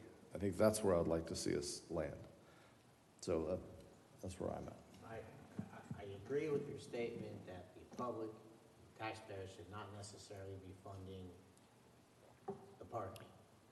And I think that, and Brian, I wish I could remember exactly the details. We sat in a room. I think you have a great formula for businesses to pay into, which will give the city the money to be able to then buy parking and help accommodate and foster that whole economic engine. God. I think the idea of having a fund for the parking, I think it's a great idea. The only thing that I will warn you is if you don't use the same formula that we use on Flagler, because what we got out of Flagler, it wasn't enough to pay for anything. Yeah. So I think the reduction will kill the businesses, but if you reduce it where they have to make up the difference of the parking into this parking fund, but make it a reasonable amount where it's actually amounts to something that you could either buy properties to provide additional parking or a parking garage, whatever it is. But whatever it's paid on on Flagler, it really doesn't pay for anything, so. Yeah. A really good input for us and our team. The special parking district, the good thing about that is that's something at second reading, it's a number that can be changed up or down. So, and to Commissioner Hartman's point, there is a context for that depending on all the other changes as far as what that really means to a prospective business. So I think we have enough input that we can work with that aspect and bring back some good ideas. And this gets run through our planning and zoning board and put out for the public I'd be as really well. interested to hear their thoughts as well. Sometimes they can spend even more time, really drilling in. So, I think this is certainly one that we'll keep kicking around. And I would love to see again as maybe a part of this. It doesn't have to be perfect, but just this broader strategy of this is the direction we're trying to get.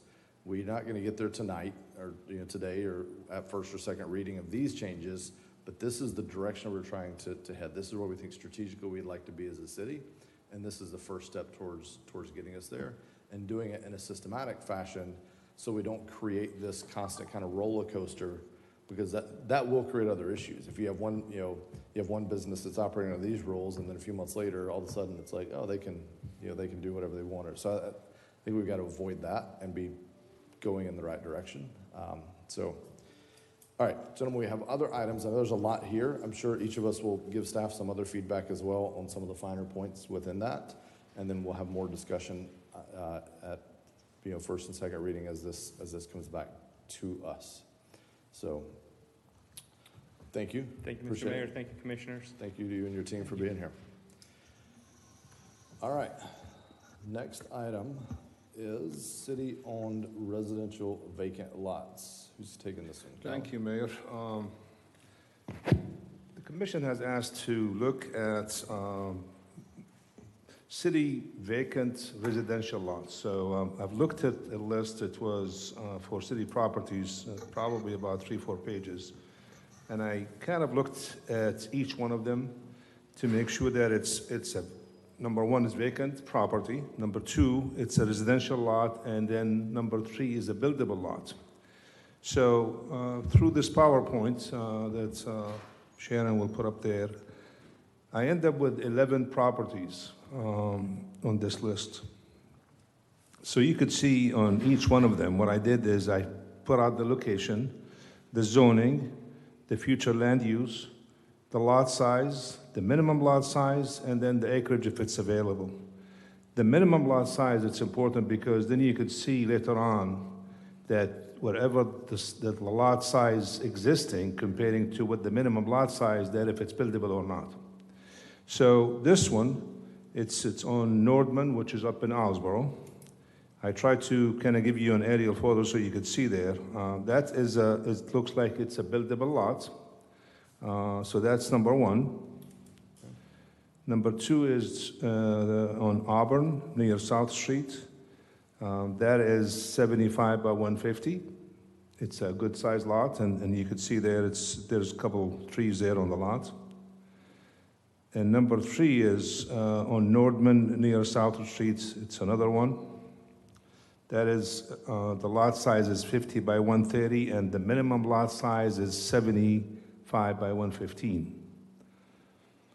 So typically what happened in Owlsboro, they have 50-foot lots, and then they combine them. This other one is on Enterprise. It's a 50, the minimum lot size is 50 by 100. I don't have any data available, but just from looking at the way where the property line is and the red line, and it looks like it's a buildable lot. And I have this one on Francis. That is, the minimum lot size is 75 by 115. And just from looking at this, I think this is a buildable lot. Another one on Francis. That is, the minimum lot size has to be 70 by 115, and I think we have this one. That almost looks like two. This one is on, the next one is on Palm, 349 Palm Street. The lot size is 54 by 95, so minimum lot size is 50 by 100. So we're short about 5 feet on the depth of the lot.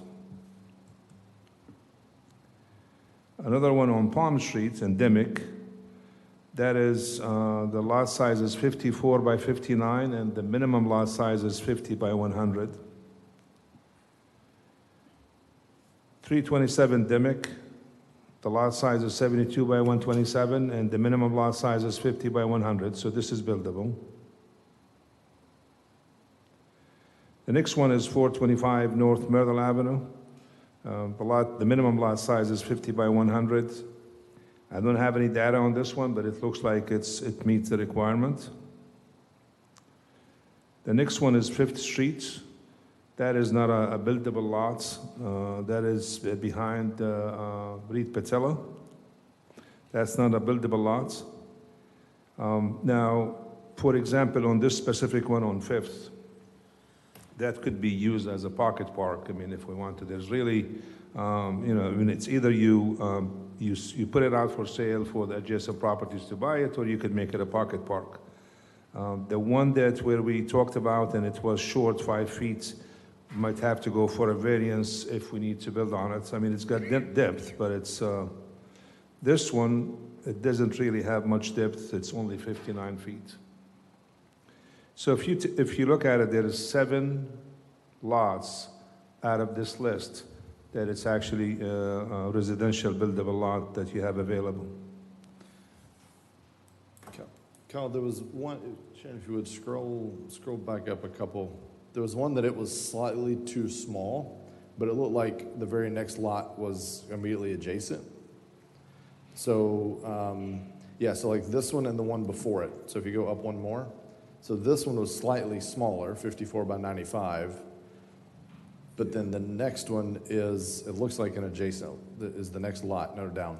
So that one is one, and then down to the 54 by 59. That's just the next thing over. So in theory, we could work those together to get one decent-sized And lot you and can. avoid You some might have to trees. just go and get some, get a variance, but I think it's workable that you could do that. I'm saying if you got a variance on the one, this leaves one that's just kind of unbuildable. To me, just put it all together and, you know. Make it as And then there one. was one further up, Sharon, if you would, it was like 200, that one right there.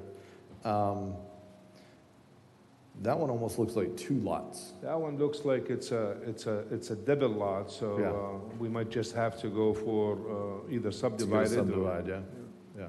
The only thing is, if you look at the minimum lot size, it's 75 feet, so I'm not sure what the width of it, but the information that I had, it didn't have really much information, so Yeah. I might have to, I mean, if we get serious, then I might have to just get a survey and get an actual accurate depth and width on it. Yeah. But that lot also is attached to the lot next door. So, go up one, Sharon. So you have two lots side by side. Yeah. So theoretically, we could just replat That's what I was them. thinking, yeah, Yeah. yeah. Okay, so I guess the kind of what's before us, the options we have, obviously we can do nothing.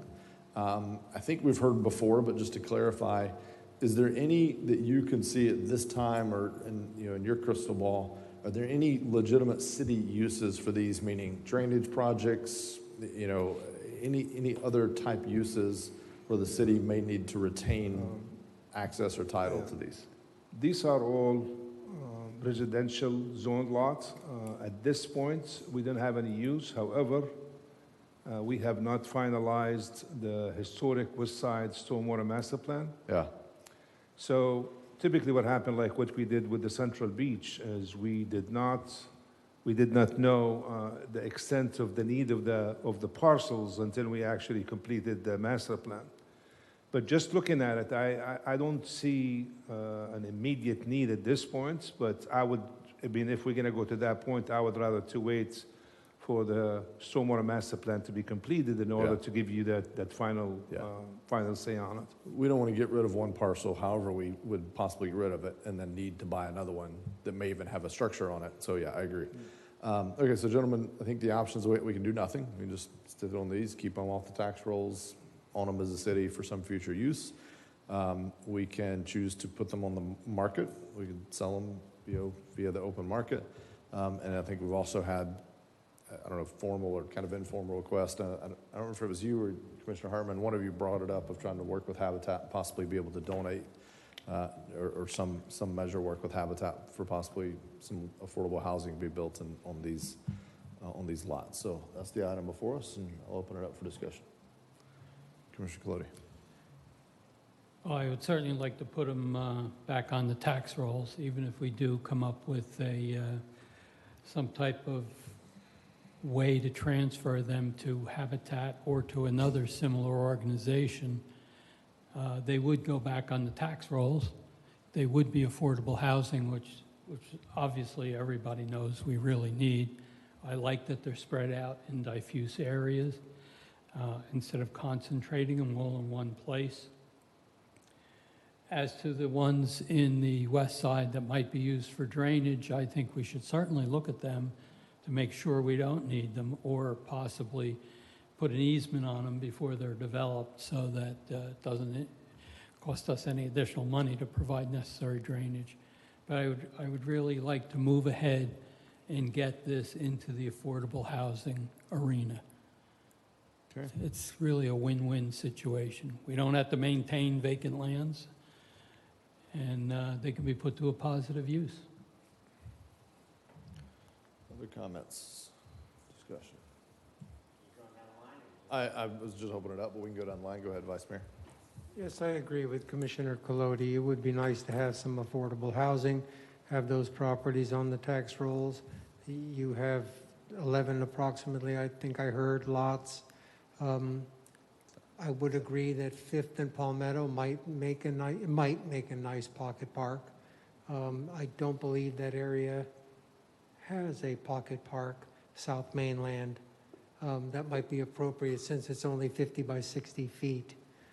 And for water retention, if there are any low areas that we might need to supplant but holding water back from the river. So, we have some nice options here to, and I think that's why Habitat for Humanity is here today. So, good options. Okay, Commissioner McGirt. Habitat gets put on the tax rolls is the property homesteading. I guess where I'm getting at is I'd like to know what the actual dollar amount is that the city would benefit from. Just curious about that before we start advocating being on the tax rolls is a great thing. So I'd like that, not right now, obviously that's a technical question that needs to be calculated. The other thing I want to say is I don't mind carefully shedding properties that we know we will not need. However, I could tell you in Islesboro and other locations, we don't know what the future holds, and Islesboro was built before there were stormwater regulations for the most part. We have a lot of homes that flood. We've done a major $10, $15 million stormwater project to help. It helps. It didn't solve the problem.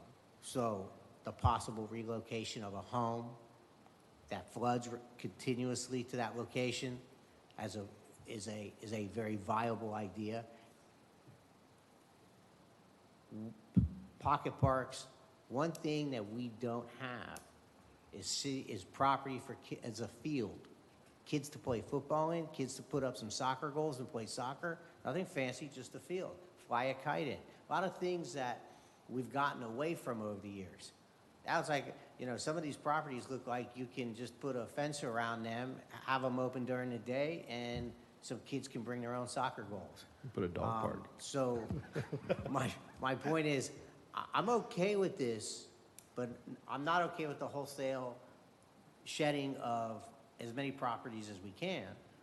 If there's a possible use for it, I want to hold off on it. Stormwater obviously is my biggest example, both in Islesboro and on the west side. So I want to be careful, be selective, piecemeal it out one at a time when we feel that we've exhausted the possibilities of what that may be needed for. Thank you. Commissioner Hartman, your thoughts?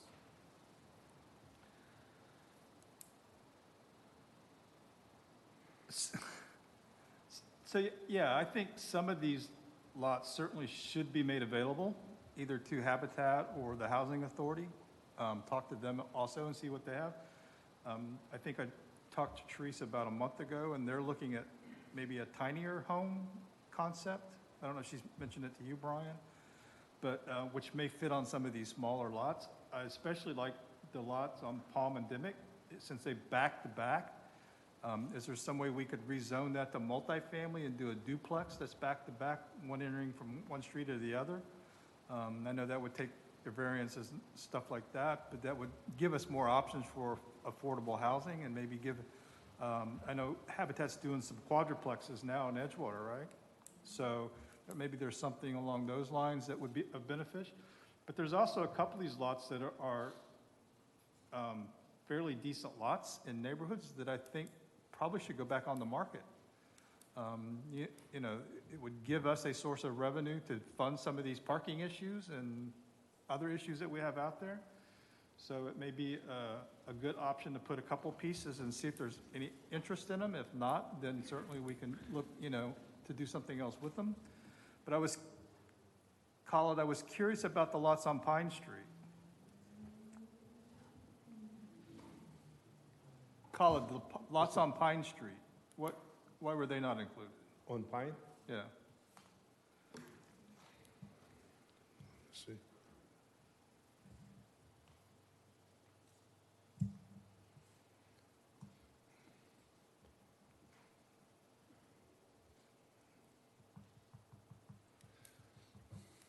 Now, the one we on Pine, if you're talking about was it Across from the 682 or church. Yeah. 684? That was purchased back in, I guess, in about mid-2000.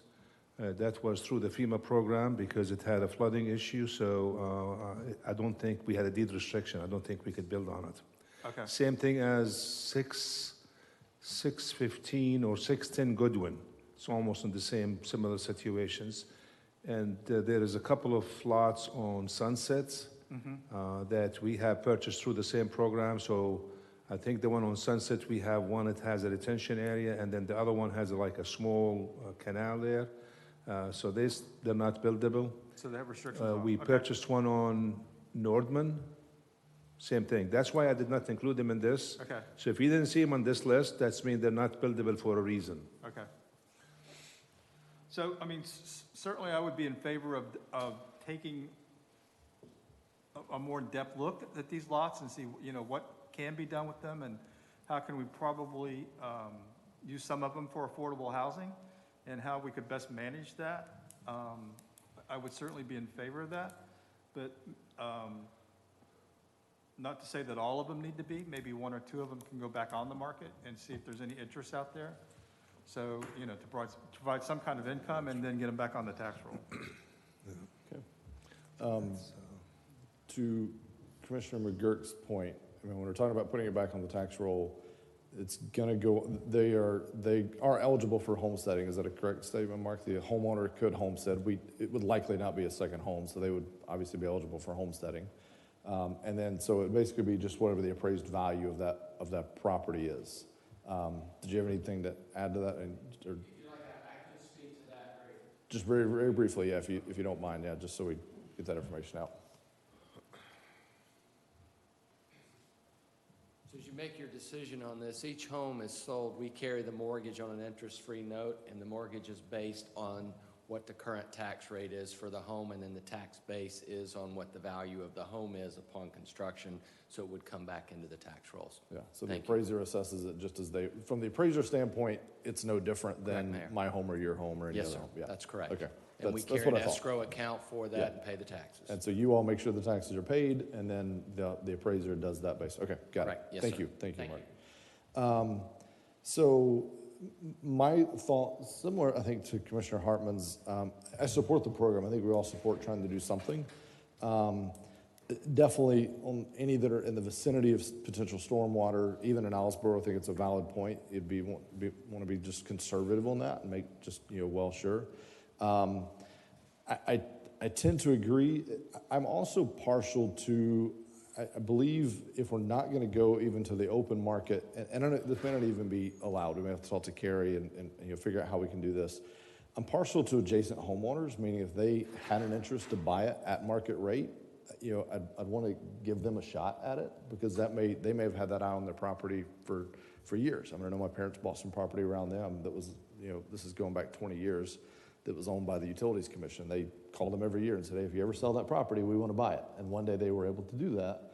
And it made a huge difference for our family. So I don't know how we do that. I don't know how that worked 25 years ago. But so if we're able to do that, I agree, maybe some of them just go in the open market. So what I would maybe encourage us is, let's pick maybe one, and let's pick one where we have an opportunity to do something a little different or bigger. So, maybe it's one where we can put two parcels together. There's a couple of those. Maybe we do look at a plan that incorporates, tiny homes or something like that. And then I guess a question would be, would we want to put it out? I mean, we love Habitat, we love all the organizations that work in the space. So would we want to put it out as an RFP for affordable housing and just see what the different proposals? Does that cover us? I guess I don't want to get in a situation where we five have favored one over another. I want to make sure we're as fair as we can. So would we want to do like, hey, we have these lots, give us your plans, and then we kind of pick a plan, or staff picks a plan? I don't know. So I'm open to it. You don't have to decide today. That's what I could support, is let's kind of pilot it. Let's try it with one or two lots, or find a few that we think are the highest and best and don't have any other baggage or potential uses. And then lastly, just, I wouldn't want to see us paying, the taxpayers paying any of the costs. I mean, all this transfer and any surveys and that kind of stuff. I'd like to see us just, if we're donating the land, that's a big part of it. And the last thing I was going to say is, if there's any that we acquired, like that we wrote checks for, I just want to be careful about that. Like, it's one thing if it was I don't know how we got these properties. So, but if we wrote a check, I don't want to turn around and give it away, if that makes sense. So that's kind of where I'm at. So, Go ahead. I would suggest that, as I said in the beginning, to wait until we get this historic West Side Stormwater Master Plan. It gives us an idea of exactly if we need any properties, and if we don't, then we could come back with a recommendation for the commission at a later date of how to handle this property, whether we deal with Habitat or whether we just put an RFP for an outright sale.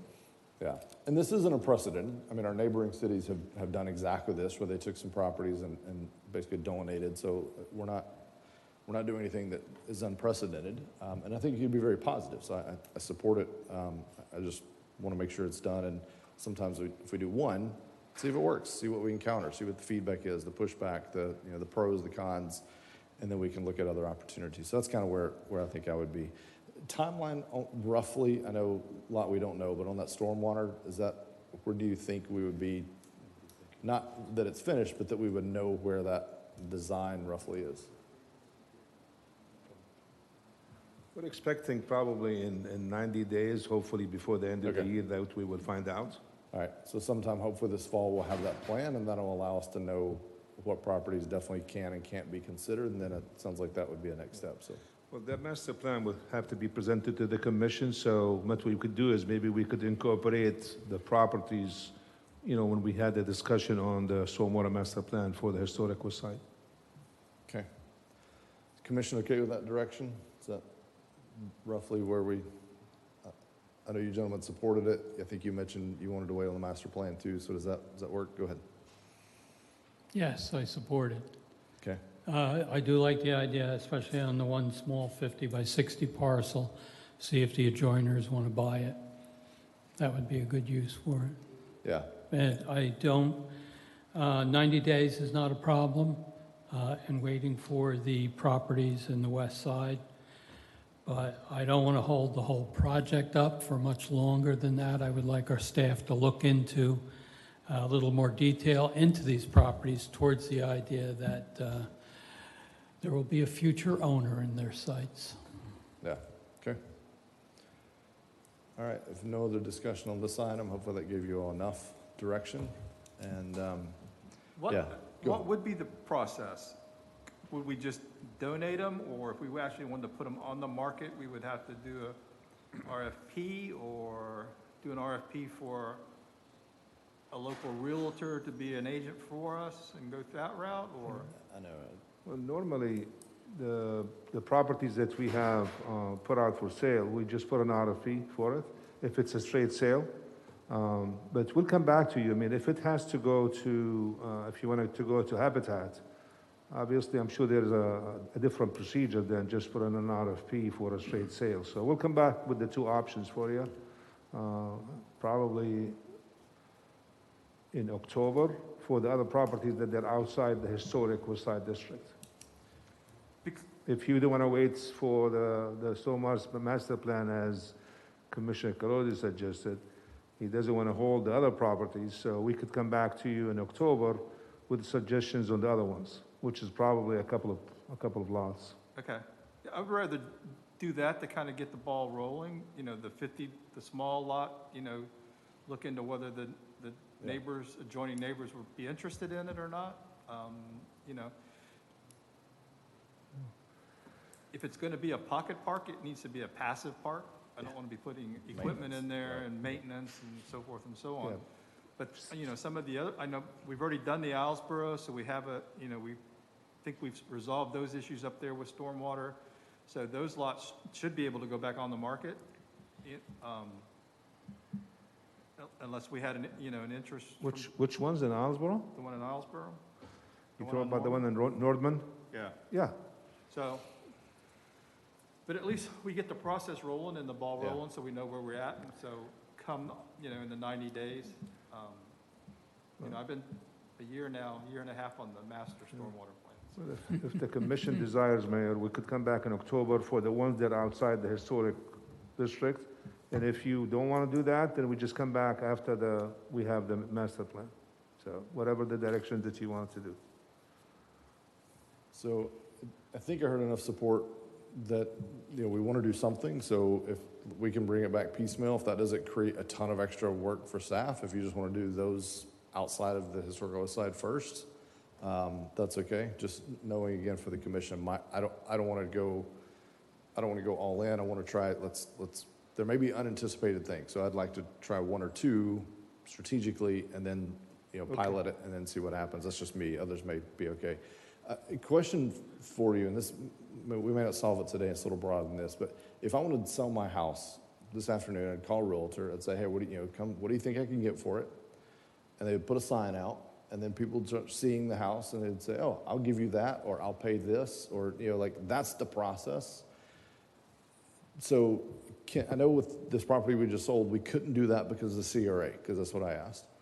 Can we, for properties like this, can we not just do that, like work with a realtor and they say, well, this is what we think it's worth, and they put a sign out, and then somebody comes and agrees to pay that, or they offer a little less, and we authorize staff within X percent of that dollar? Why does it have to be an RFP? Because I just don't feel like that gives the best exposure to the market, because the average homeowner has no clue how to respond to an RFP. Like, it just... you could do it. In the past, I think it just having to select a realtor. You have to go through another process. I think that having just put it out to bid, I think it has worked in the past. We've done probably 4 or 5 different properties, same exact way. Yeah.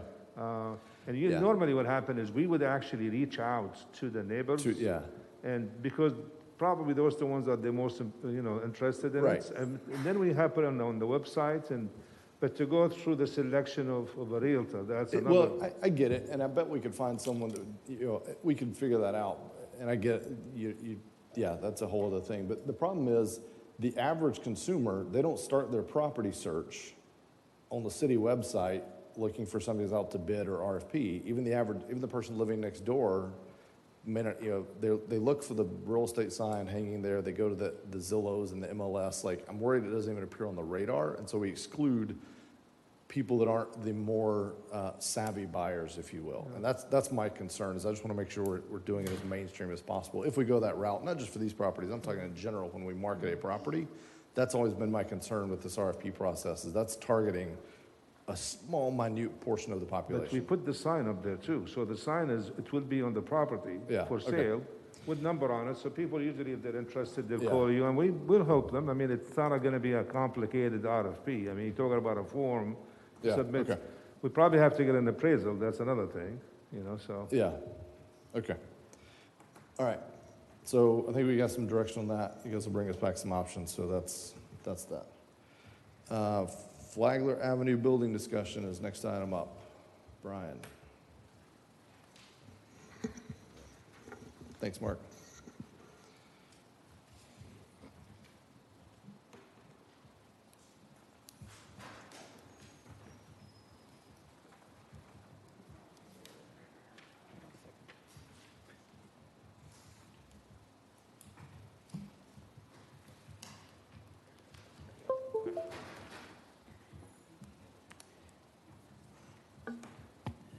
Pull up our diagram here. 120 Flagler Avenue. So city recently purchased this property. What you see is our conceptual intersection design plan. This is now into the next phase of design, as we discussed the last commission meeting, which is including more of a detailed survey and a 30% design. Just the improvements that are proposed here, it includes a northbound left turn lane from Peninsula onto Flagler, a new southbound right turn lane from Peninsula onto Flagler, as well as extension of the existing Flagler Avenue eastbound left turn lane. As we discussed before, the Peninsula northbound segment would most likely take out approximately 10 to 12 parking spaces along that east side of Peninsula.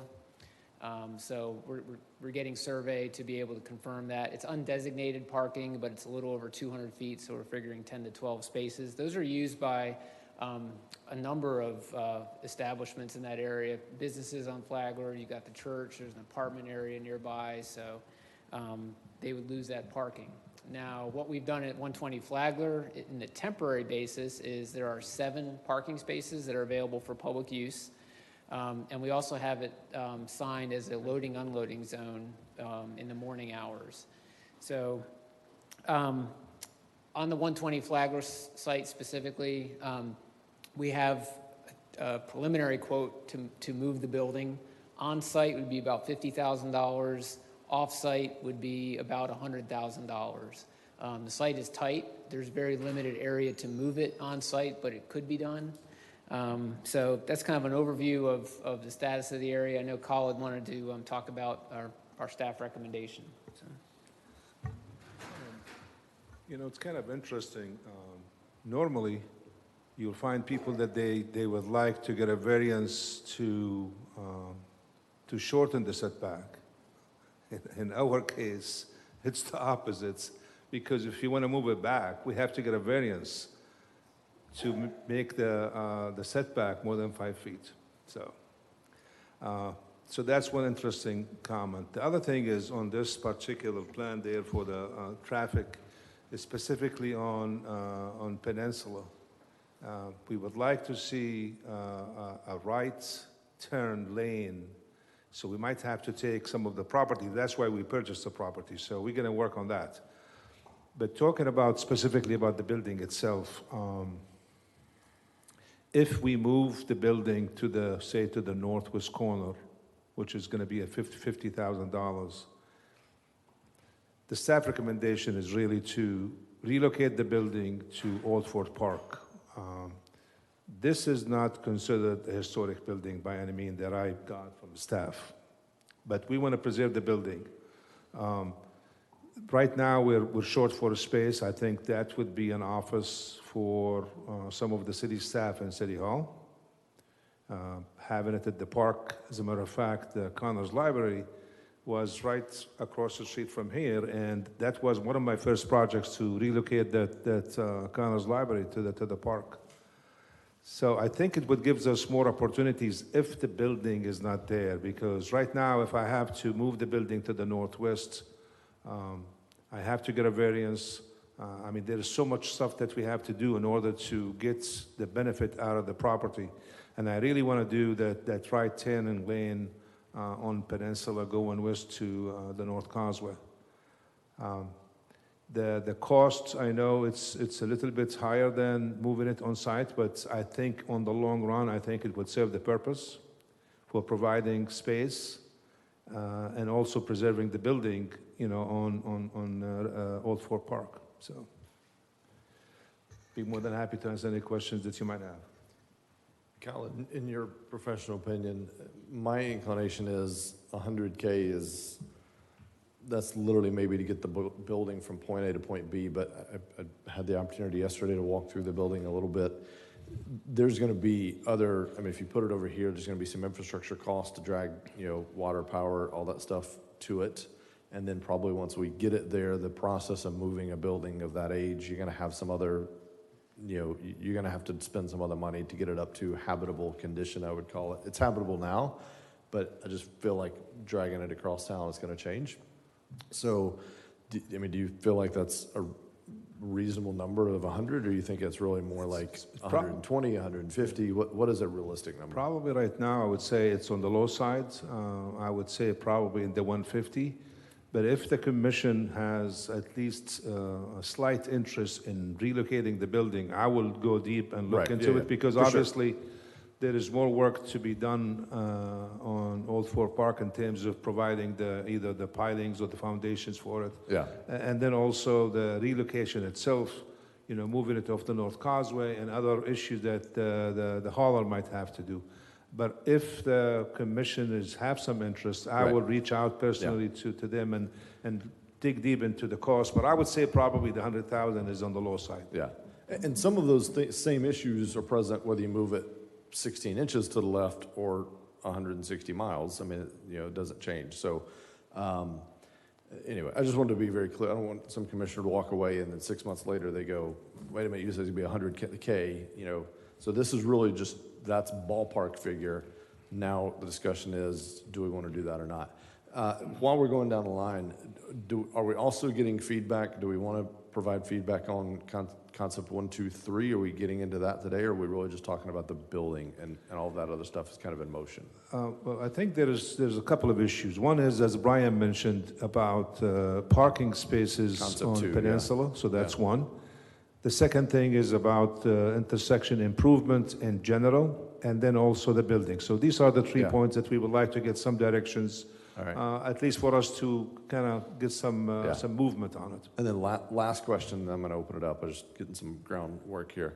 So can we, if we all agreed we loved concept 1 and 3, but we had concerns about 2, are they cohesive, meaning you really have to kind of do all or none, or it changes the rest? Or can we say, yep, do 1, but not 3, and not 2?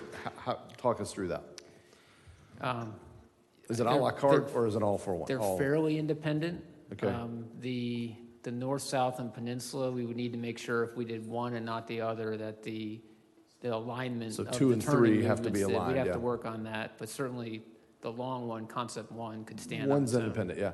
I thought I remembered when I forget, we had an engineer present to us on this, right? Yeah. I thought I remembered him saying, like, to really maximize the throughput, you kind of had to, for 2 and 3, they really were kind of joint projects. You can't do one without the other to some degree. But you're saying we make it do some of it. It's just alignment. The north and south, or the east and west. Yeah. Okay. So, gentlemen, we're talking about the building. What are desires and direction on the building? What would then be left behind? What would we do with what would be left behind at the location, and then the intersections themselves? I saw Vice Mayor's hand up. We'll start with him, and then we'll go to Kalodi. Thank you, Mr. Mayor. Have we determined that that building is historic? Historic. Maybe Bob, you come to the mic and describe the status of the structure. It's got beautiful flooring. I don't know if it's historic, but I love the wood flooring in it. Yeah, so Commissioners, Mayor, the house is located in the Coronado Historic District. It is listed as a contributing structure, but individually it's not a historic structure itself, but it is a contributing structure based on architecture for the entire district. Do So you know when it was built, roughly? I would say it was built in the mid-20s. It's 100 years old. That feels historic to me. So, Yeah. Yeah. so gentlemen, based on that, I cannot see, I'll be honest and blunt, I cannot see fouling our beautiful old Fort Park with a building that's not even historic. There's a gorgeous open space in front of City Hall. Why put another building there? That really doesn't look very good. It's not completely historic. And who knows how much it's going to cost to get it over the bridge, if it even makes it over the bridge. Maybe find another location for it. But then again, I didn't support the purchase, so I don't know. Big problem moving it to Old Fort Park. I could see AOB might make it that far, but Yeah. odd man out, I hope not. I mean, for that matter, one option is demolition of the building, I presume, Yeah. right? There's nothing really limiting. We listed several options. I'm just saying the one that I Yeah. recommend. Right, But right, right. We had AOB site, we had keep it on site, and then we have Old Fort Park. Yeah. And then we also mentioned about the slot right here. Yeah. Yeah. Commissioner Kalodi, I saw your hand up next. I echo the sentiments of the Vice Mayor. I don't want to see this building in Old Fort Park. In fact, I don't want to see any of the buildings in Old Fort Park. As to these concepts, 1 and 3 are just fine. The building is movable. We could move it on site. But that's about it. Our main purpose was to improve the traffic flow. So I would like to see concept 2, whether it could be modified slightly to reduce the loss of the parking over there. We chose not to provide additional parking on Columbus, which was right around the corner from this. If the building's moved on Flagler and put into some type of use as a welcome center or whatever, there might be a couple extra parking spaces available there, but I think that's the next step down the line. I just can't see moving it off-site. It is historic, it is old, it is a historic district. We're really, I believe, going to embark upon setting additional standards in that district that this would well fit into. I would hate to see it leave there. To do concept 3, does it have to be moved? No. I think it has to be, in order for us to get the maximum use out of the corners, I think we talked about moving it on site to the northwest corner. And I forgot to mention that we have now provided the loading and unloading zone there and a couple of parking spaces, public parking spaces. I think Brian So mentioned that has been established, as well Yeah. as the loading and unloading zone on Buenos Aires has been done. I guess what I'm saying is if we pictured the building as immovable, does it foul up concept 1 and 3? Do we have to modify them? Do we have to just, I get we may have to make some adjustments to maybe that entrance that's on that side of the building doesn't exist, but Until we have the survey, we don't know for sure. We think we can do 1 and 3 without moving the building. The challenge is that, two things. The sidewalk on the north side of Flagler there is substandard, but we could leave it with this plan and then the sidewalk on Peninsula, which is not there today, would go into the property, but I believe the building could remain with this plan, subject to verification when we get the survey. okay. If I might add, Go ahead.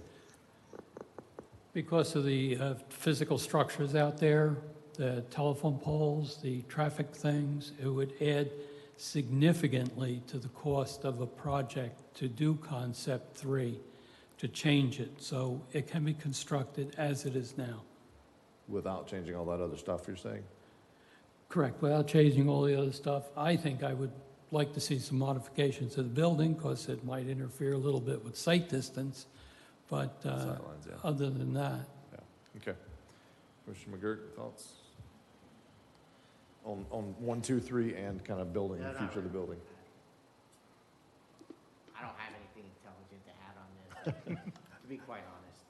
I mean, we're fighting over parking spots for other. I want to see the intersection improvement. That's what I want to see. That's the bottom line. And, I hope that I could pick a side and move this thing forward, but we're spending way too much time on this thing.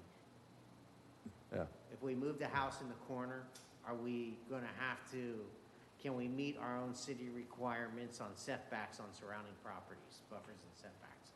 Or that, my only concern is we do what we make everyone else do. I see shoving it in the corner, that's fine.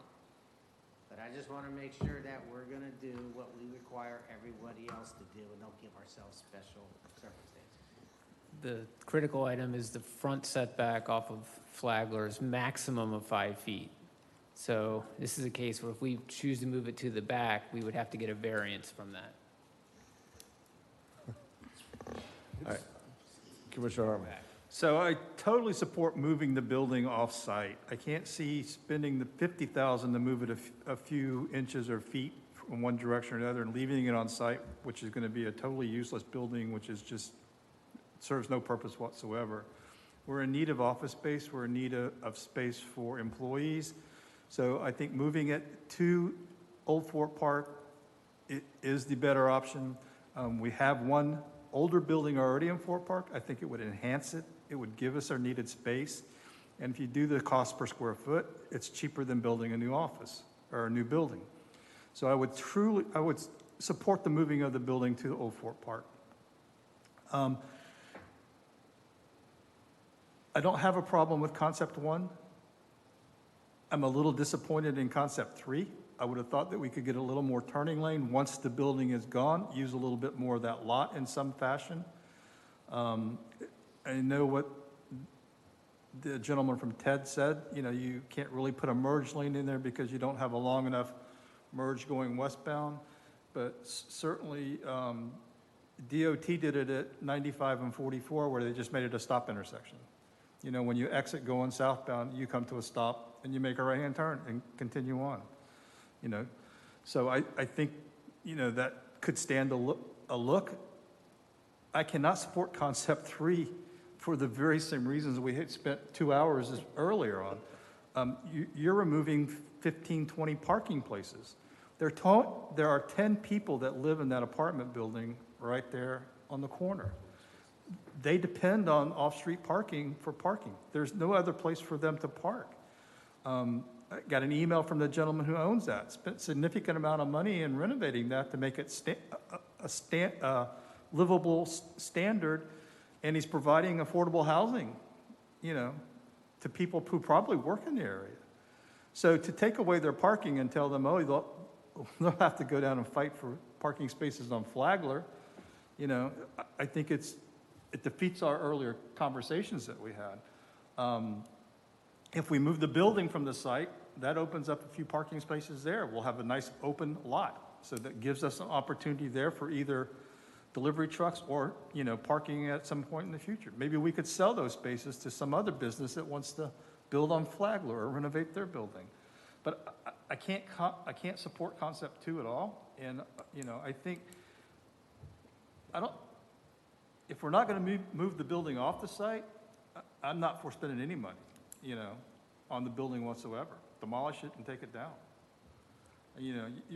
Whether you move it 10 feet or a few feet, or you move it across town, you're still going to have the same cost in providing utilities, providing, the footers and the stem walls for that building. So that cost doesn't change once you lift the building up. So to me, it makes more sense to put it someplace where it's more usable, where we can actually use it for space, and provide some office space for staff. It serves us no purpose there, and to me, that was kind of the whole idea when we bought the lot. We were going to make improvements to the intersection and maybe utilize that building at some time in the future. So, Okay. So I've admittedly waffled on this building. I mean, it's never been 100% where I wanted to go. So it's been interesting to hear my colleagues' thoughts. I don't support it's like anything. The most expensive inch to move the building is the very first inch, and from there it gets cheaper. It doesn't really matter. So if we're going to move it, let's move it. Let's not just shove it over the corner. I don't think that accomplishes really anything. So if we're going to try to preserve and keep the building and move it, wherever that be, then let's get serious and move it and not leave it there. The more I have thought about it, I think it would be a loss of a great, I don't want to call it an icon, that's overselling it a bit, but to me, it's very Flagler. I mean, the look, the aesthetic, everything about it, I like it where it is. So I guess where I'm at now is, could we not work around it as it is? Maybe we have to grant ourselves a variance or two for if we build closer to it, which I'm okay. I've granted enough, we've granted some variances for other people, so we can give ourselves a little bit of lee room here. So, and then we can either use the building as is, where is, for city staff or city purposes, pick some department that, can be there. It's got parking. It's got actually fairly good access. Or we lease it back or sell it back to, some private enterprise. I mean, as I walked through it yesterday, I'm like, man, this is a really cool, I would love to have a professional office in that building at that location. I mean, I wouldn't show up to work on Fridays, but other than that, I would like to. I guess my thought would be, I support, if we're going to move the building, I don't know, I think I agree with my colleagues. The old Fort Park, from the very first time we talked about it, I've kind of torn. I can see it, but then I also don't love it. It's always been what it's been for me. I don't remember when Connell Library got moved, but so, maybe we talk about this lot or we find somewhere else. If my colleagues want to move it, then we move it, but I don't know about there. So I'm leaning towards leave it where it is, do as much of concept 3 as we can around it, and then look at repurposing it either for highest and best use, whether that be city use or whether that be trying to get it back as a revenue generator for the city on private roles, either lease or sell at that point. So that's kind of where I'm at on that. As far as the rest, concept 1 I'm okay with, concept 3 I'm okay with all the caveats I just listed. Concept 2 is interesting. It does bring up the parking challenge for that one particular location. Again, is it the city's duty to provide curbside parking within 15 steps of every building? I don't know. I mean, what's the greater good here? So I feel for those folks. There is parking very, very close by. I mean, again, our concept of close and New York concept of close are very different. You know, in New York, this would be, you know, hey, being able to, you know, get out of your car and be in your apartment within 30 steps is unheard of, and you would pay $500,000 a year for that parking spot. So, you know, if we were able to accommodate somehow else, maybe the apartment cuts a deal with, you know, there's a giant parking lot across the street that's vacant most of the time, 95% of the time. So, you know, I don't know that I want to get too much into that. I feel like I would rather focus on, I believe the bigger concept, or the bigger issue is that we improve the flow and the throughput of that intersection. And to do that right, we have to get concept 1, 2, and 3 in place. And if there's a side effect of the loss of this parking, then we figure that out. You know, there's parking all behind it and around it. You know, what can they cut a deal with those businesses that are behind it and around it? You know, I don't know. That's I don't want to say it's not my problem, because it kind of all is our problems, but so that's where I think I'm at. So I don't know if that gave you clear direction, though, so we may have to make another run. Just one, you know, normally if we have, especially in the beach side, I mean, we got scarce parking spaces. You have about 12 spaces there. And normally we would do a project like that, and if we have something existing, we try to maintain it, unless if we get more benefit than what it is. And we just talked about parking spaces early on the first item. So losing these 12 parking spaces, I think there is some people who live across the street that they use this for parking. I think you're going to create some other issues. There is not enough parking spaces around to be used. So my recommendation is to try to maintain these 12 spaces if it's possible. I mean, if that's the only way to improve the intersection is to give them up, it's one thing, but I would rather to keep them. Can we add the parking? Does it have to be on that east side? Could we add parking on the west side? Could we? It looks like there's a side. I can't remember. I can't visualize it, but I think there's a side. Can we squeeze it in on that west side versus? Yeah, you could. I mean, if it's possible, we'll look into it. But I would rather to keep it, whether east or west side, but at least maintain the spaces there if it's possible. As many as you can. If we could find a way, I'm just saying, if I had to choose, I think I'd choose the intersection improvement, and then the spaces, you know. So I don't know, but maybe we can find some on the west side of the road. It looks like there's some room there, some right of way even, and maybe even some of it's on their property. But we do, you know, maybe it's not parallel, maybe it's you know, diagonal parking. So anyway, that's where I'm at. Commissioner Colodi, go ahead. No, they do park there now in front of that building on the west side. On the west side as well? Yeah, they Okay, park gotcha. in the dirt there. Okay. But concept 2, I think maybe we can look into lessening the loss of parking over there. I would support that.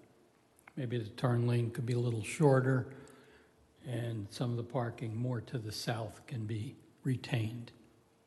That would be no problem. As to the building on the lot itself,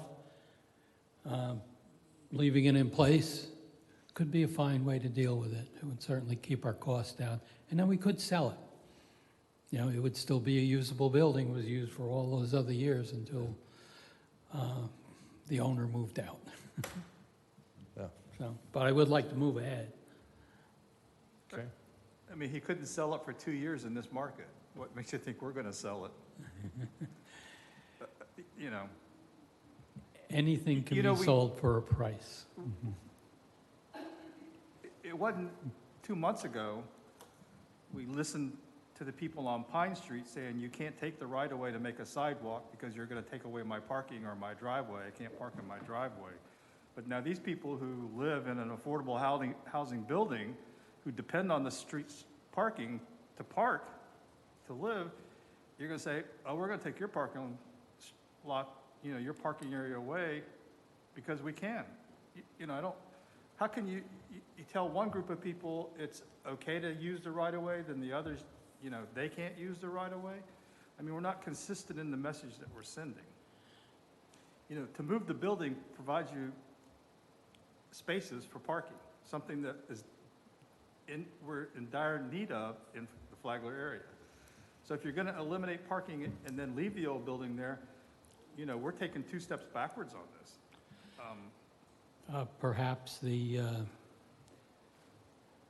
they could work with the church, because I know they have parking there that's available, and I've heard that they're interested, or they're willing to negotiate on that, so.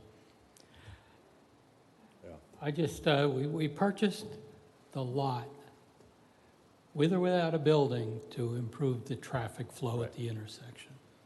Yeah. The difference for me, if I may, I'll come to you, and then I heard you, is the return, if you will, on the ask of the homeowner. So, you know, I don't know that the addition of a sidewalk in that particular case was making as dramatic of an impact as I feel like this can possibly have for that area. So for that reason, I'd be willing to support something like this, knowing also that I feel like we can find something else. There's some other solution. We just have to look a little harder, work, you know, have the homeowner work with the church, et cetera.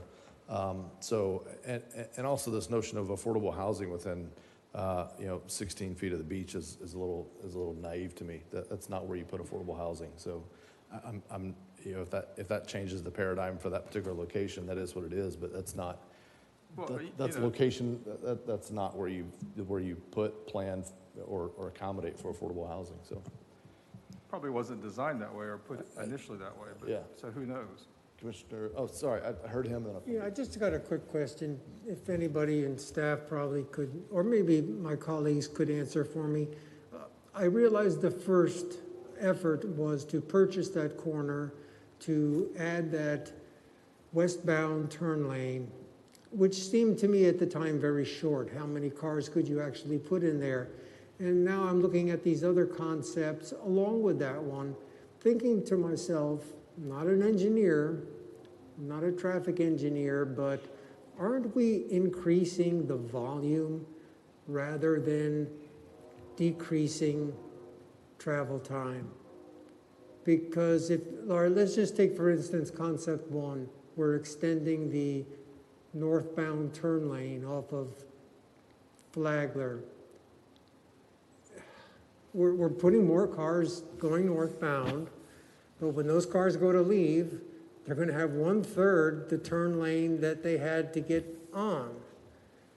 So I always, in the back of my mind, think of the fearful people that live on the north end that are going to sit in more traffic.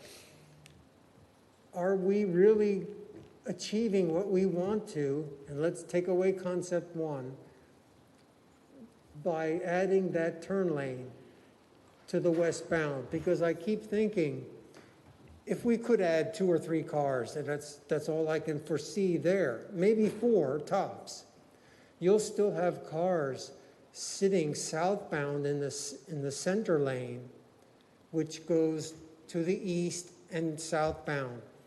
Won't those cars queue up behind, wishing to go west?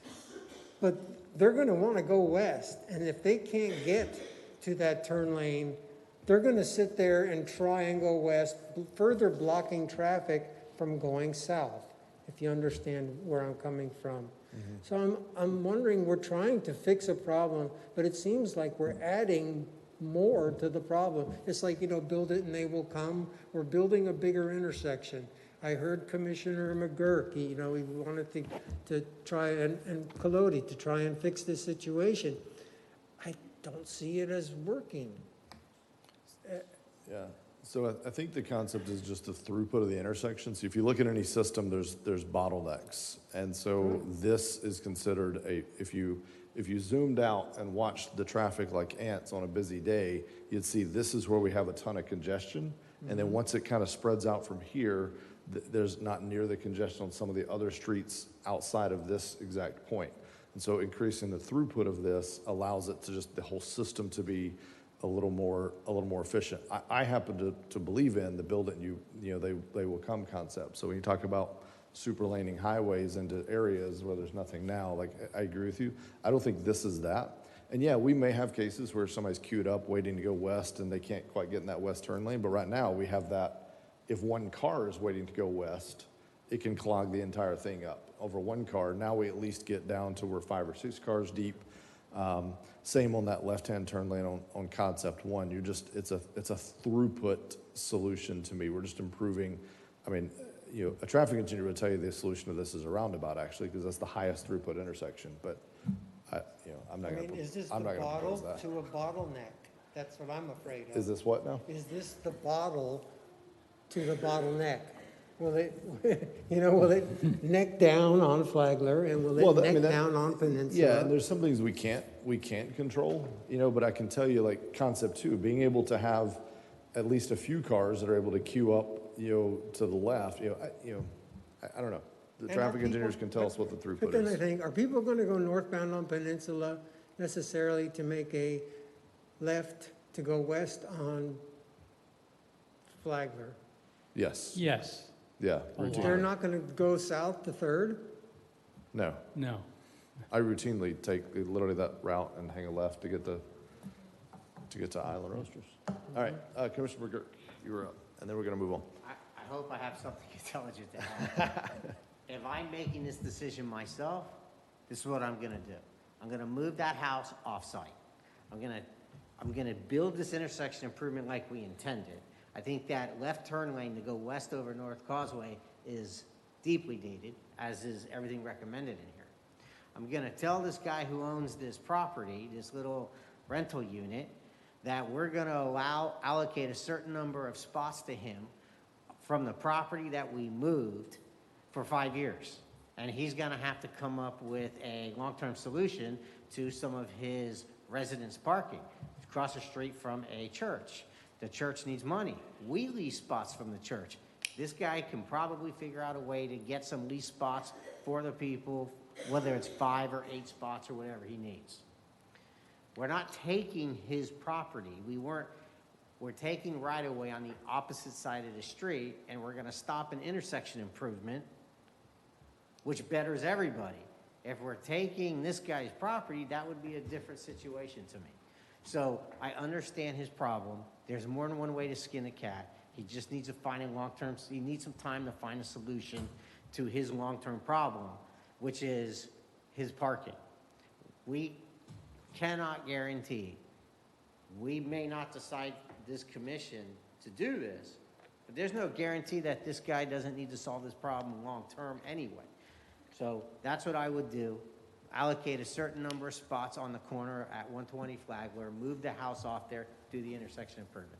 Thank you, Mayor. Quick question, are we speaking of the building, the L-shaped building behind the old florist? Yes. Yeah. Okay. Yeah, that's the apartment complex. I don't know who else copied on that. I know I got, sounds like a similar email to what Commissioner Hartman did Yeah, I earlier. did. I don't know if we were all copied. That's what I I didn't look. Okay. I always try to give you guys some clear direction. I don't know if I tracked everybody and where everyone is at. I feel like, We tracked about 3-2, so. all right, so bring something, we'll vote on it and move forward. All right. So keep it on site. That's So that's the one, I mean, what to do with the house? I felt like you had a couple that didn't want to move it, didn't want to spend the money to move it. So that leans to on-site or demolition. So if I were in your shoes, I think I'd come back at a time when we can literally just, somebody make a motion and vote and say, here's option A, B, and C. And then just make us make a decision. This is the third time that we need to get moved, so I just need to get some direction. Yeah. We'll So- come back with an agenda item and say, here are options, and So don't move on-site, demolish, or move off-site. Okay. There you go. Somebody will make a motion. It'll be a 3-2. The way to, I'll figure it out. All right, Canal Street improvements. All right. Next item up. Everybody good on that one? Anybody have anything else on Yeah. 120? I'm going to All give right. you just a brief report. Obviously, it's my history with Canal Street goes back quite a bit. I was involved in the streetscape back in the 92, 94, 92, 93. And since then, it really has been, I mean, we've done some improvement, but it really has been ignored.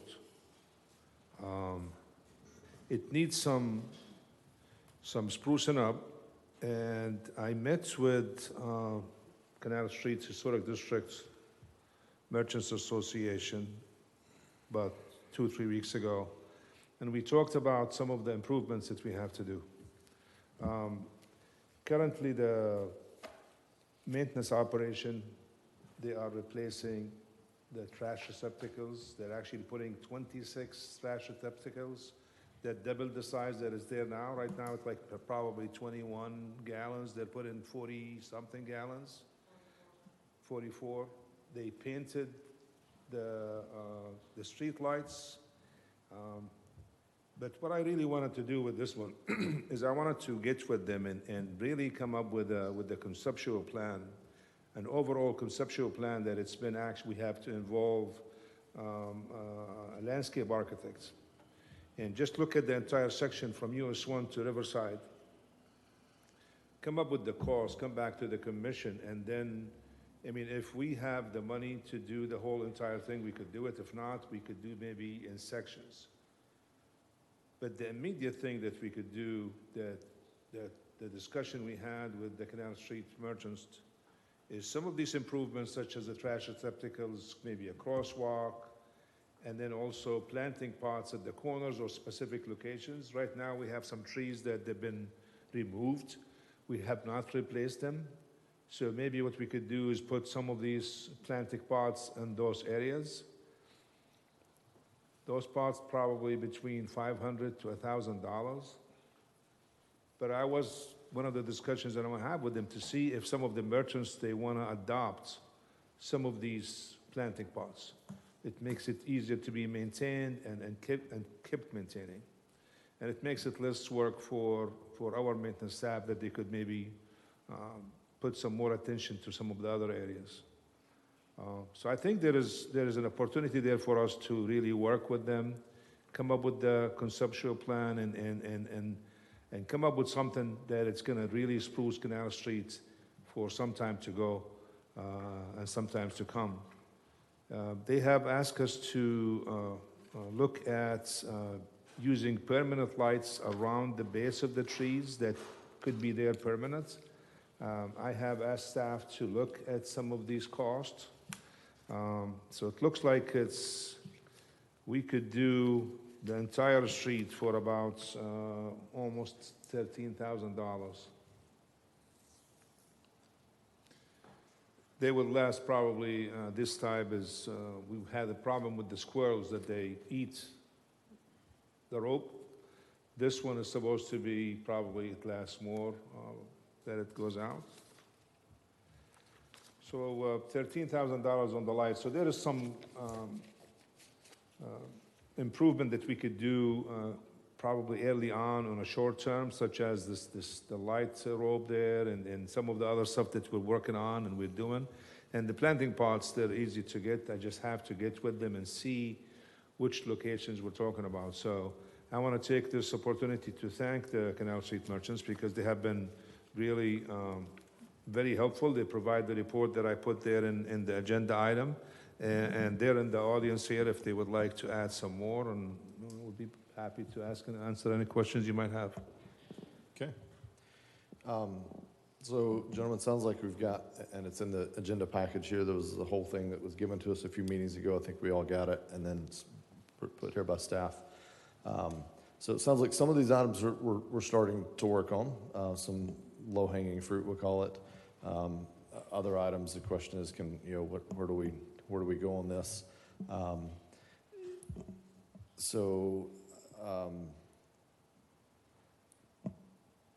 Yeah, I mean, I guess we'll just kind of take it as one thing. So everybody just give your kind of thoughts on the proposal. We all have it. You support it, allocate a certain amount of money or staff time or whatever it is like that. So we'll kind of go with that route, I guess. So go ahead. On our new trash enclosures, are they decorative?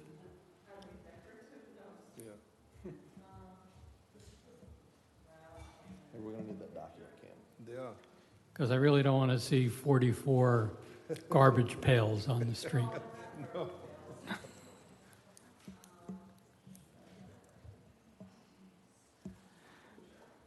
Okay, while you're looking, I would like to see the trees replaced with palm trees. They don't have to be the exact size, certainly, because that would be cost prohibitive, but something similar brand that kind of grows and looks similar to maintain the appearance of the street. I don't want to see those spots paved over. I do go quite a bit on Canal. In fact, I brought up, I think 2 meetings ago, that I think we got to do something to really spruce it up because it's getting a little long in tooth. So I support that. I had the opportunity to speak with a landscape person who suggested that if we could, and I would support us buying all the hardware. I was looking at the picture. If we could put the big planter pots in there, that would be great. The things we have hanging up on the light poles now are kind of high, and they're not really, nobody looks at them, you can't see them. So somebody who's really good at designing that, I think we should have come in so we can make something positive. I would also like to see the merchants contribute to the maintenance of the big pots, so that the plants can be changed seasonally. Thank you. And it would just look better all around. It would, you know, we lost a street light down at the corner of Riverside and Canal. Truck ran into it. We collected the money, but we never put the light back. It was one of those nice decorative lights. So I want to see us maintain it and upgrade it. These receptacles, we would own them. Yeah. We're buying those, yeah. We're buying we buy the liners, and then they have a top on them. And we buy extra liners so that we can replace them as they deteriorate, too. Okay. Thank you. As long as the Canal Street merchants are happy. Okay. Could I address I could live the with them. issue, I'm sorry. Could I address the issue of palm trees? Yes. All of our master arborists and everyone are recommending not to plant palm trees, particularly the ones we've taken out that have died from this disease called Gandoderma. They get that conch-like thing on the bottom, and that's really all you see, but that's destroyed the inside of, it's the visibleness of what's destroyed the inside of the tree. And so that once you take them out, they recommend you never plant a palm tree in that spot again. And they're really recommending you don't plant palm trees at all right now. So that's, we're going by what our master arborists say, Chuck and Danny Lippy from, they've worked with us for several years. So just wanted to mention. Okay. We'd love to no, replant. I'm glad to hear that. So And that makes plenty of sense, Yeah. but it's just so iconic, the appearance Yeah. we've had there. Oh, I know. Yeah. do they have another recommendation? He sent me a whole list of Okay. tree potentials that we could meet So, with. but the- nothing in the palm family. So you go from a row of palm trees and you stick a magnolia in there, it looks Right. very out of place, you know, so, what happens if you put a palm back in there? It just has a The risk of getting possibility, the there's no disease? guarantee from the grower that it's either lethal bronze. There's another disease called lethal Make sure you talk to that bronzing. mic, I don't know if you. I'm sorry. There's another disease called lethal bronzing for this Gandoderma. Gandoderma you can't apparently test for ahead of time. Lethal bronzing you can, but you have to get the grower to to guarantee that that tree doesn't have that. And that's been difficult from what I understand from our arborists. So they did give us another whole big list of potential trees. Trees we could do, Yeah, okay. so, It's- okay. Did I cover your question, or do you have something else? Yeah, okay, go ahead. Were you finished? Yes, All right, thank you. Vice Mayor, comments? Oh, yes. So I've loved Canal Street for years. It's one of my primary shopping areas. One person cannot adjudicate what happens on that street. It takes the people that live and work on that street. And I want to thank you all, Richard, and the Canal Street Historic District for coming and engaging in the politics of your local government. Because I've tried for years to fix up the street. And the issue is, we had a nice street, and it was very nice for a while. But like anything, like myself, we age, we grow long in the tooth, and we need a little sprucing up. And thankfully, Faith and her staff are, when they can, they're overworked with our city growing. We've gotten the street paved. I've pushed for trash receptacles. We've had other venues there that have asked for them. We never got them. Finally, with a little push, we're getting them, and I appreciate that. One thing is a long-range goal, we may not have the money now, would be to add a few bathrooms in a central location, possibly Christmas Park. That's the only location I can think of. But I do think it is unfair, although sometimes a positive for a merchant, a restaurant, bar, that someone comes in to use the restroom. I think it's unfair that they have to bear the load of people using the restrooms. So if we have special events, I would hope that the city would at least rent porta potties. There are nice ones, stainless on trailers, or we could purchase our own. But this is our flagship street along with Flagler. I think it would behoove us to try and keep it in good repair, always. I mean, it's what I've been trying to push for. We have a beautiful city. Let's try and keep it that way. That's the hard part. We're growing so rapidly, all our staff has to concentrate on the new growth, and we're neglecting the old parts of the city, which I don't want to see deteriorate, because you can see a little wear. So I hope I can get support. I think we might get support. Canal Street is our primary place to go, besides Flagler. Okay. Comments? Commissioners? This is great. I think we need to do it.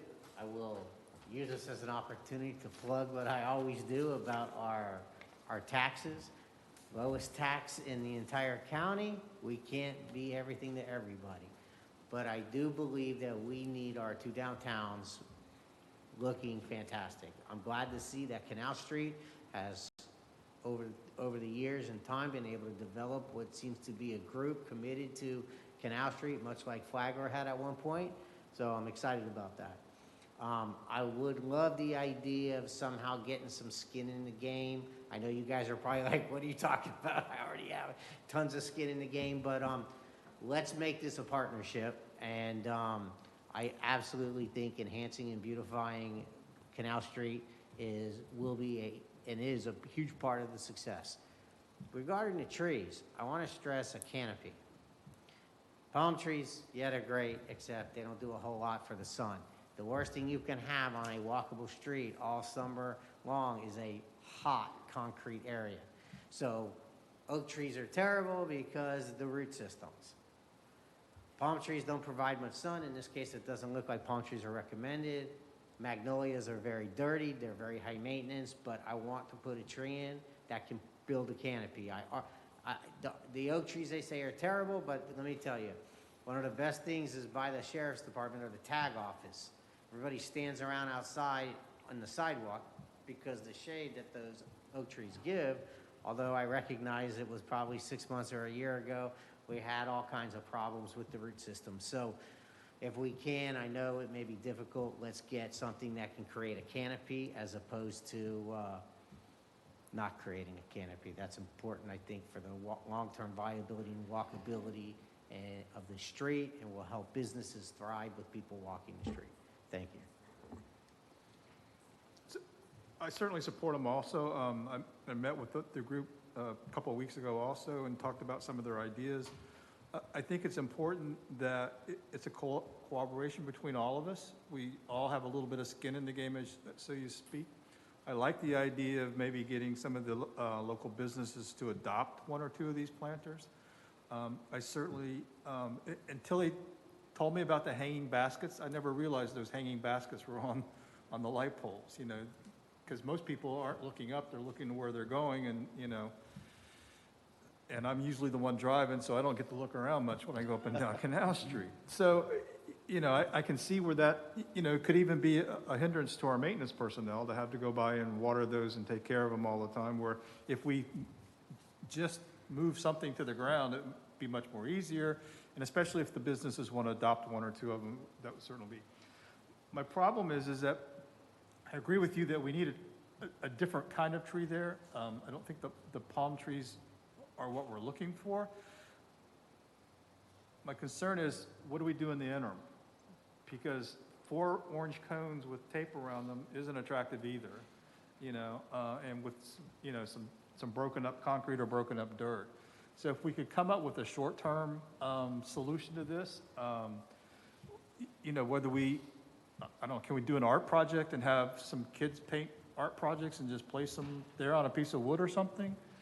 You know, we don't want to concrete over them in case we want, you know, until we just decide the formal thing, but I certainly don't think they're attractive with 4 traffic cones hanging around them either, so.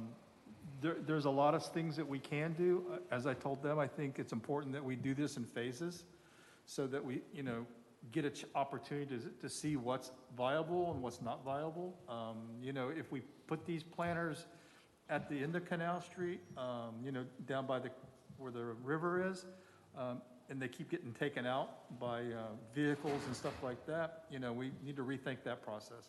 So certainly as we do this in phases, and I support their light up canal night that they want to do, I think it's important to get people down there, and I think it's like you said, it's important to get people down there on walking. So again, here comes the traffic issue, or the parking issue, you know.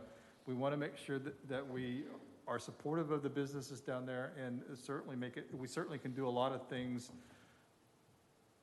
with cost controls to make it much more pleasing than it is currently today. Okay. So a couple of things. One is, yeah, I support, I believe, everything in the proposal, especially the section about what we're seeking from the city. I want to make something clear. I think there's an opportunity, even on things like this trash receptacle, that there be a little bit of a partnership, and that goes both ways, meaning, so we heard them that trash is a dire situation and we want to provide some receptacles. But, you know, I also appreciate the feedback of, you know, is this the right one, or do we want something, you know, maybe be able to say, hey, here's 3 options. Let the Canal Street Historic, you know, give us some input or feedback and say, yeah, we like A over B, if we're agnostic. Now, if there's a reason, we say, no, we do these because of this. Like, this is our business, we know what we're doing. This is why we have to do these, lower maintenance, lower, whatever it is. But if we have some options that we can say, hey, you know, here's some things, or maybe even if you all wanted to upgrade, here's an option, you know, but that would be funded by you all.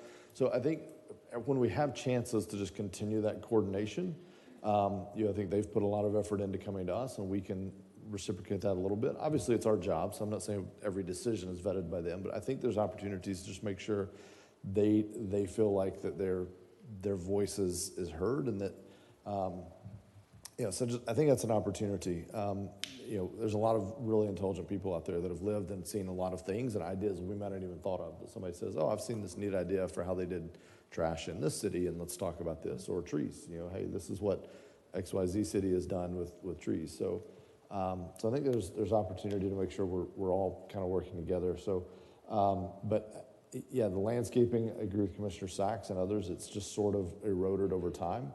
Let's bring the hanging baskets down. I was just like you. I walked the street with Mr. England at one point, and he pointed at the baskets. I was like, when did they put those there? He's like, oh, they've been there for years. I literally had never seen them. I've walked Canal Street and had never seen the hanging baskets, because it's just not, and I'm a tall guy, but I just had never seen them. So What are you trying to say, Mayor?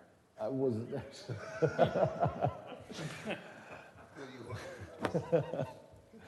I'm just gonna leave that one. So I think, yes, let's move those down. And you know, it sounds like we spend a lot of time on those baskets, and so if we could get those to, you know, if there's merchants that are willing to adopt whatever's out in front of their shop, or they go out and water it in the mornings, like, I think most of them would probably do that. I know the hub would have some volunteer that goes out and waters a basket. Yes, go ahead. Just to clarify, Sure.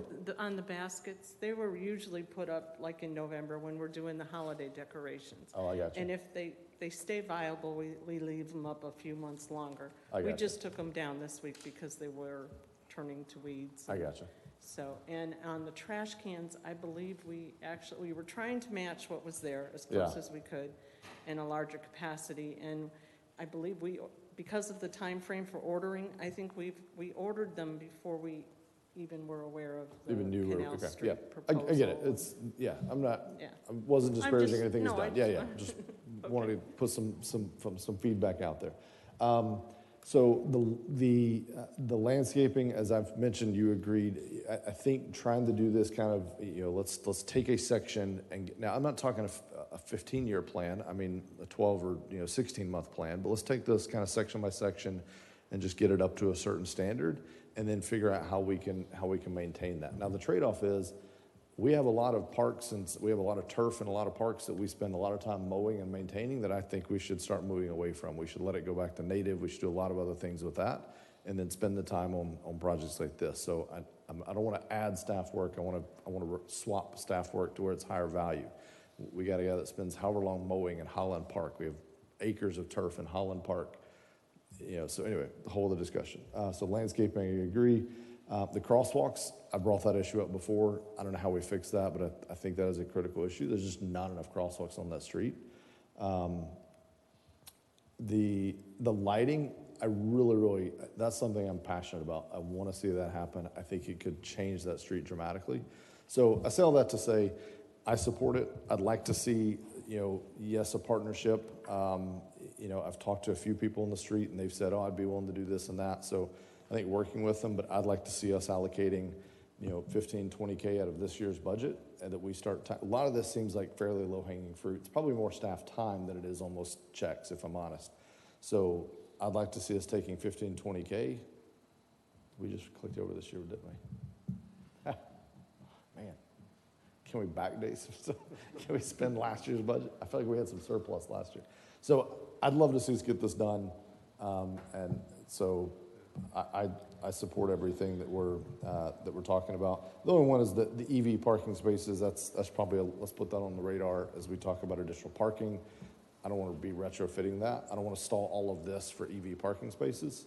So that's kind of where I'm at. The one I think that would make the biggest impact though is the lighting. I genuinely think that could be transformative for that street, and then we can start replicating that maybe in even some other locations, Washington Flag or some other spots.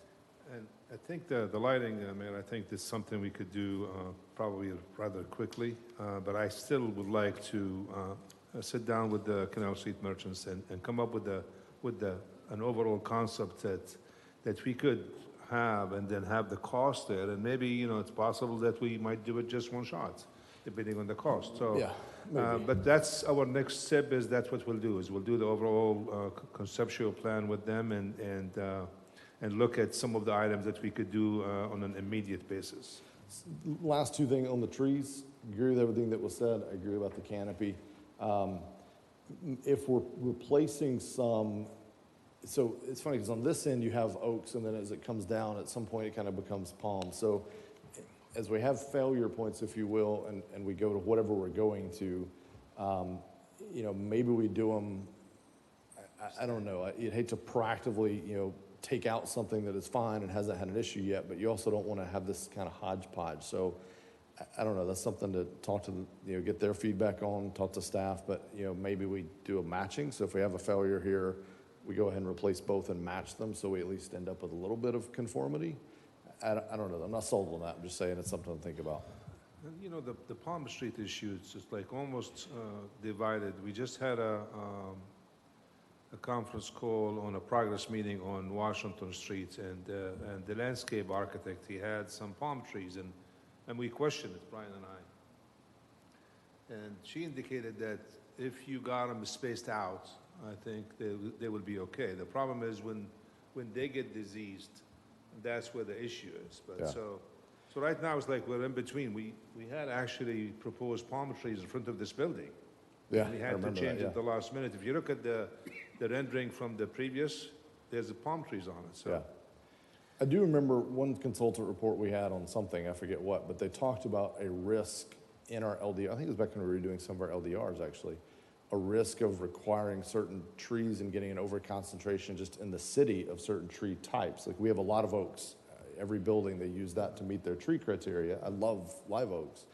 But the risk is, if you ever have a disease that hits like a region, you can lose a huge percent of your tree canopy. No one did anything wrong, but you can lose that. So they talk about diversity as we put things That's in his report. You're probably talking about his reports. I think he had a report. Yeah, I don't remember Probably that's where you read it. Yeah, so anyway, just something to think about there. Last thing, on the lighting, I think what we're proposing is just kind of wrapping on each side. My vision is, I would love to see, I think it would be stunning to see it across the street. Maybe not the whole thing, maybe it's just a section. But I've visited other cities, and you see streets like that, and it's like moss to a flame. I mean, it makes you want to get out of your car and go walk through it. It's magical, and I just think it would be amazing if we could pull that off. We've talked about some ideas of ways to do it. So I don't know if that's in this one. Maybe this is a step towards that, but I'd love to see us get there eventually. We did look at it for you, if you recall. The cost was a little bit on the high side. So we'll bring it back with the council. This is just planting a seed for my colleagues here. Mr. Mayor, I just Yes. have two more quick questions about crosswalks. I believe the paint isn't very expensive. For Faith, is it possible to place two more crosswalks west of the hub between Dixie Highway and the hub? I mean, I was so pleased to see the hub get it and Riverside and Canal get one. And I hate to see people running across the I street. think that's more of a traffic engineering issue to determine Where where they the need to go, crosswalk yeah. should go. And usually it's thermoplastic torch down, it's not Okay. just painted. But Right, that that's would what be they're doing. traffic engineering. Part of Oh, I'm sorry, I thought you guys did that too. Well. They may do the Casino, physical, but yeah. The Right. location would be determined by that. Okay. Commissioner Sachs, we are looking at crosswalks. If you look at the memo, crosswalk is part of the improvement that we're looking at, so. Okay. Right now, we only have one crosswalk at Magnolia, so we're looking at crosswalks throughout. But sometimes you just have to be careful. I mean, that one, it took us almost, the chief and I, quite some time to convince ourselves to put it there because it's not the right place to put it in. But Yeah. we'll look at some other locations as well. Okay, anything else on Canal Street improvements? Oh, yes. Yes. Faith, have you discussed with the arborist using Florida natives? Are they feasible and? Like I said, three-page list I'm just looking through. I can share with the commission if you'd like, of all the tree types that they're recommending that we Okay. could look at. And we can, share that with the Canal Street Association too. Understory and shrubbery too? I can get that from them, but yes. Okay, Okay? thanks. And I'd like to see feedback from the Canal Street merchants because you don't want to put stuff there that Oh, they no, don't I know. want. Right. Okay, thank you, Faith. I drove through, where were we the other day? Actually, I think it was Winter Springs, Brian. Drove through Winter Springs, and it just had some gorgeous landscaping. It was in their medians, but they had some gorgeous with understory and different types. Like, it wasn't just row after row the same thing. It was a crepe myrtle bed, and then you'd have a ligustrum. It was gorgeous. It was, yeah. There is that, we did look at that closely for our US 1 and State Road 44 median landscape project, which will be going out to bid hopefully soon. Good, yeah. I drove through, I was very jealous, you probably know where I'm talking about. I don't even know where it was, honestly. I was following GPS, and it routed me through. I was like, oh, City of Winter Springs, and then, man, it was nice. It was some nice area. All right, anything else on Canal Street? Got staff, you got everything you need, direction? Any outstanding questions? Sure, go ahead. You stayed the whole meeting. We'll give him the honor of speaking, I guess. We definitely are looking forward to working together. We've had some super preliminary conversations. Perhaps the garden club might be interested in, working on maintaining at least the plant part there. And so we will work with everybody to put together something that shares the burden part anyway of keeping this looking like that. And then I'm completely remiss that I failed to point out earlier when I was up here that Stephanie Ford from the chamber was here through much, and that was to be in support of the proposal that we had gotten here. So apologize for that. Colin had recommended we seek some other folks advocating for the same thing, and that's why Stephanie was here. Okay. Thank you. All right, thank you, thanks for being here. All right, the next item I have is open discussion, all other items. I want to start with staff. Is there anything we need to go back to, or anything that's come up in the meantime in the last few meetings, where we said we were punting it till today? Anything we need to, all good? All good. Clerk's office here, nothing on your side? Anything, okay. So with that, we'll just go down the line. So this is really all of their items in commission comments. So these are the last two items, and we're going to adjourn after this. Commissioner Galudi. I appreciate the fact that we limited the number of items for discussion. It's really the only way to get a good discussion on it. So I'm not bringing any further items up. I will make one comment that I had the opportunity to attend the convention in Orlando. League of Cities. And You're a brave man. yes, I am. One thing I saw that did pique my interest and runs kind of contrary to the way I like to think about things is there's a company coming out with, and they have it in operation in Florida as well as elsewhere, electronic autonomous shuttles. Lake Nona has them. That was the one place that did have them here. And it'll never solve the, because I talked to the person for quite a while, never solve the problem of the day trippers, but it may solve the employment transport. If we had something over on Main side, they could loop it around, and it might help out. It's not here yet for us, but I think that it's something that will help in the future. Thank you. The meeting minutes can reflect Commissioner Galudi proposed flying cars. No, I'm just kidding. I forgot to bring that up in public, the flying cars. Commissioner Vice Mayor Sachs, all right, Vice Mayor. Still Vice Mayor. Still Vice Mayor. Staff, could I So please? what's going to happen is it's going to shift to him, and I'm going to be calling you Vice Mayor. And That's right, it's always a year late. It takes a year, and right when I get it, it Takes a year. swaps. So. Yes. Staff, I hate to belabor you once again. I was unable to attend the last meeting due to medical emergency. But I did get home in time to see the first few items, and I was dismayed to see that the 7th Street sidewalk was tabled for, it appeared for lack of a second, but I was a bit loopy from pain medication, so if you could fill me in. I have an update for you. Okay. We pulled the item out. I had negotiation with the consultant yesterday, virtually.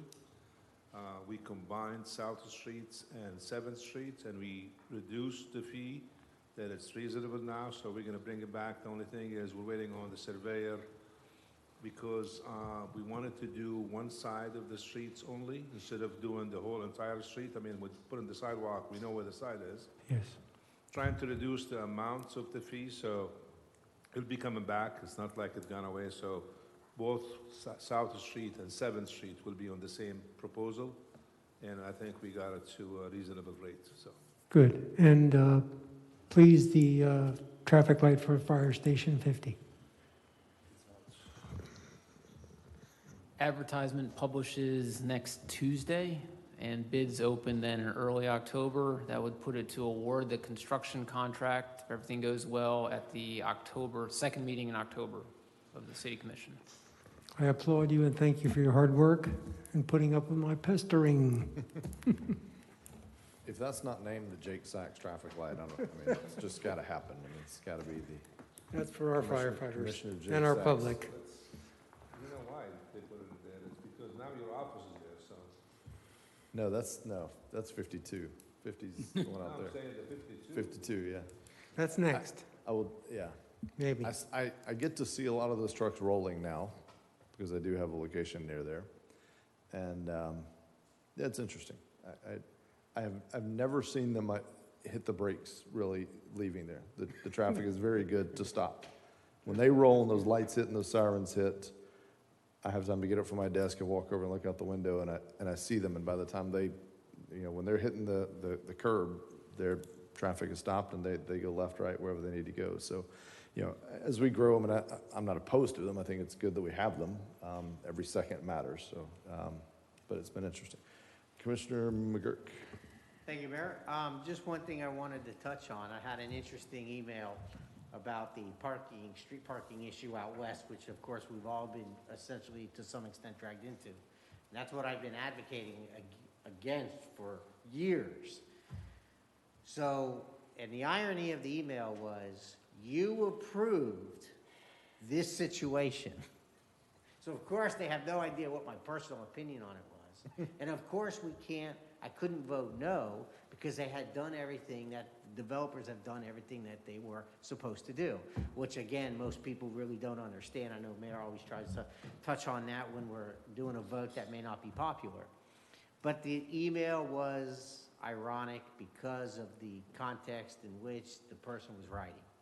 So I'm just bringing that up, putting it on the radar. I'll probably send it to college. Y'all can take a look at it and get, either cry over it or get some humor over it.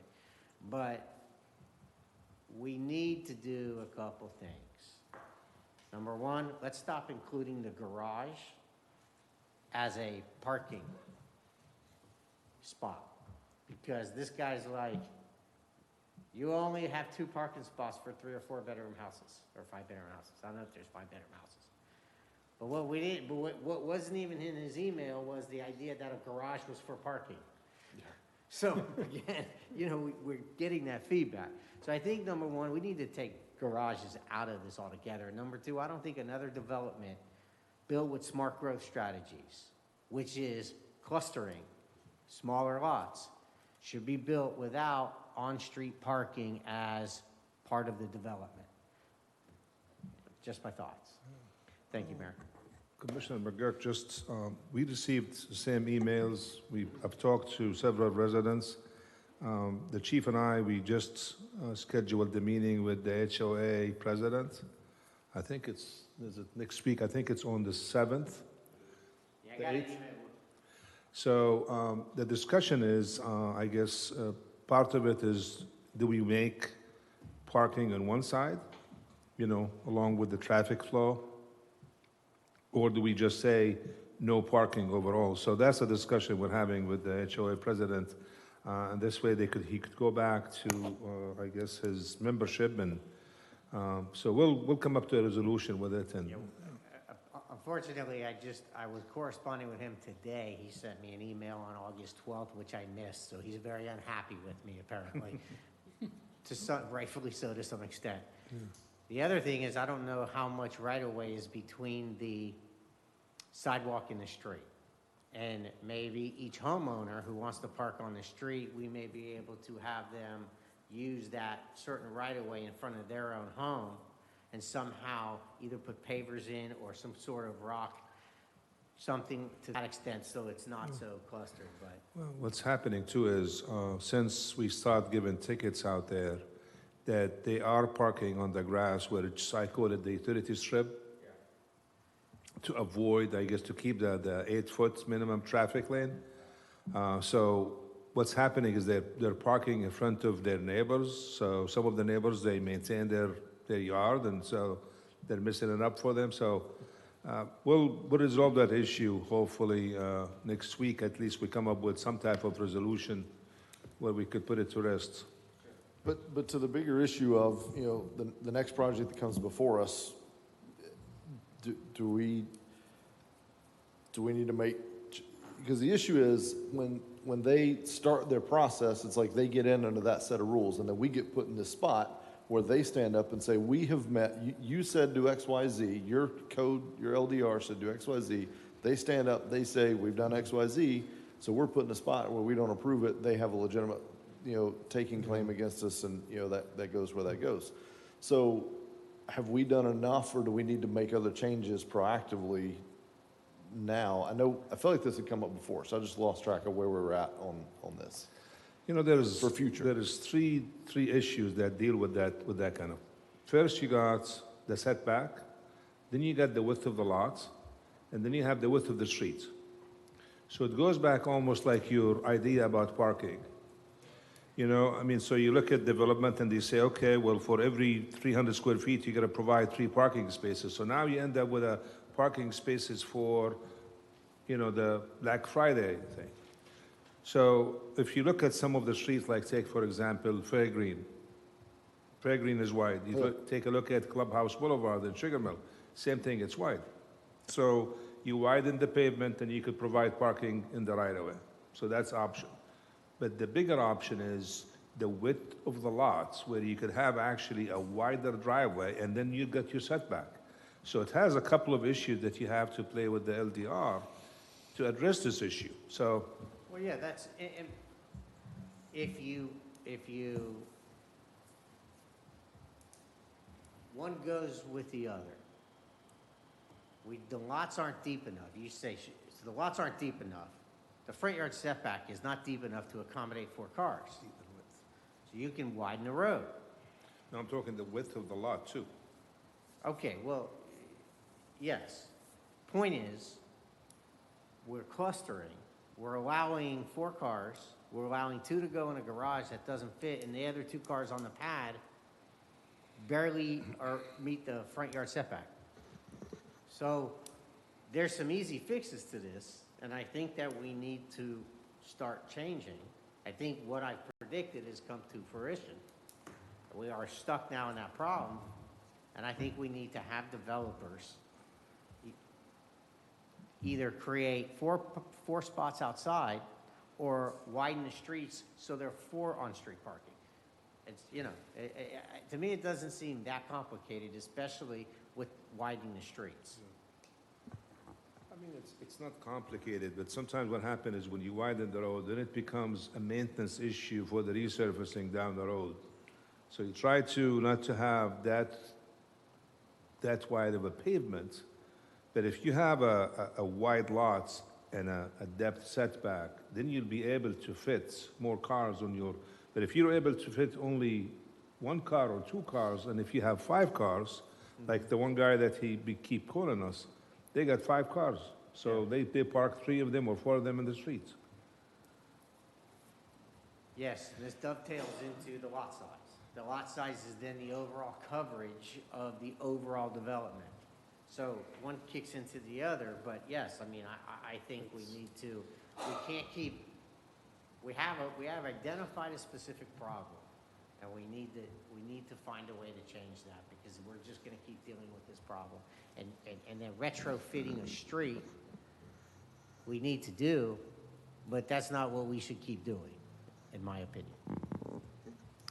So just, we do have in the LDR parking amendment that we heard as the first item today, the proposed rule is that a garage would be just counted as 1 parking space. So 2-car garage, you still only count it as 1. Now, it could go to 0. Is it currently at 2? Currently, if you have a 3-car garage, you get 3, 2-car garage, you get 2. So just say, hey, we realize people are storing things in their garages. We'll acknowledge it as 1 parking space. So You 1 could is go the further. maximum it could get, right? Yes. If we changed it, So that's It one could part go of to that 0. discussion. to your point. Yeah, okay. So the first thing I say is, what side of the fence are you on? Because I get just as many phone calls that said, they're parking in the street as I want to park in the street. So it's, like you said, it's the HOA's problem, as I see it, yet we're left with trying to enforce it when you have, clearly under some of them have covenants that say it's a single family, but they have multiple families living in the house. So it's a really convoluted problem out there, and some of the HOAs, especially out in the Venetian Bay area, are shoving it all on us. They're saying it's the city's problem, it's the city's fault, it's the city that made us do this. So that's where the people are coming. And in the same breath, they go, oh, by the way, we're no longer your management company this month. You guys are going to have to elect your own board and enforce your own rules. So there's a lot of issues out there that I don't think that everybody truly understands. And they truly don't understand the whole purpose of all this was residents' fear for their safety by emergency vehicles not being able to access their properties down the road because everybody was parking in the road. And so I applaud Khalid and the chief for trying to work with this. You know,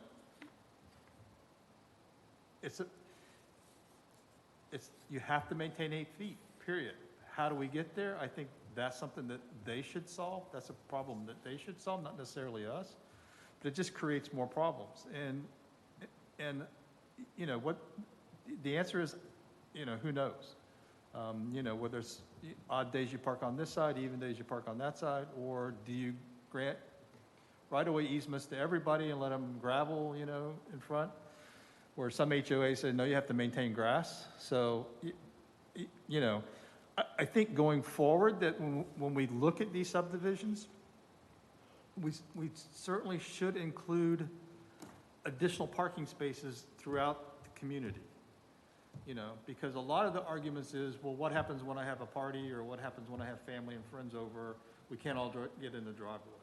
So going forward, I think maybe we should look at designated parking areas, you know, within the community, you know, small little parking spots. They don't necessarily have to be paved. You know, I certainly have a concept of the concrete, grass, you know, sort of thing, something that's pervious. You know, so it would cut down our maintenance, because remember, if we make the roads wider, 15, 20 years from now, we're gonna have to repave them.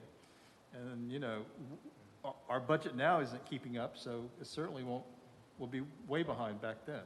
But it was, yeah. You know, yeah, so, I get that. right. So again, we'd have to raise taxes in order to pay roads, yeah, so. You know, that's a good idea, because it's like, if you remember, you have the gang mailboxes. Right. So maybe it's something that if they don't provide the width of a lot or a wide pavement, that they could provide, again, parking spaces where it could be used for a common use. Yes. I mean, a lot of the things out there where we provide these small pocket areas of green space do nothing but grow grass. You know, and as a maintenance for the HOAs or the homeowners, because they're maintaining them or they're not maintaining them. You know, so maybe we should carve a few of those areas out for like a public parking area that's a pervious surface, you know, kind of semi-pervious.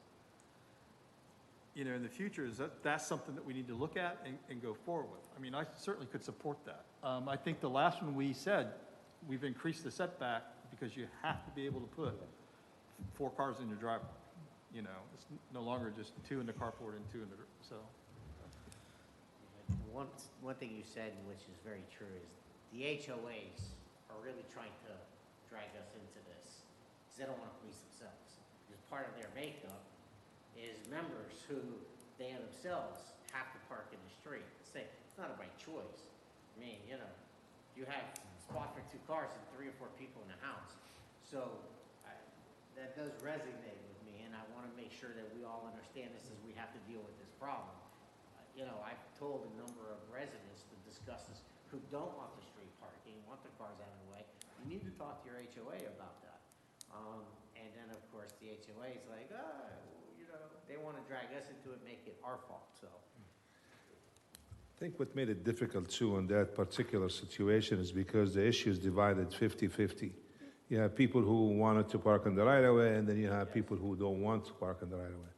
So that's why it's but the we'll, HOAs aren't enforcing it, they're trying to point to us, because they're fighting, you know, they got the problem. Because it's divisive. Yeah. Let y'all be the bad guys. So I want to thank staff for the recent change in the vaccination policy. I think it was a positive move given today, what's going on today. So appreciate you and staff and everybody that had a part in that to try to incentivize that. I think is something that we need to keep current with, and anything that we can do to do our part to try to curtail this pandemic, it certainly will get us all back on track a lot faster. So thank you for taking that initiative. yeah, thank you. Okay.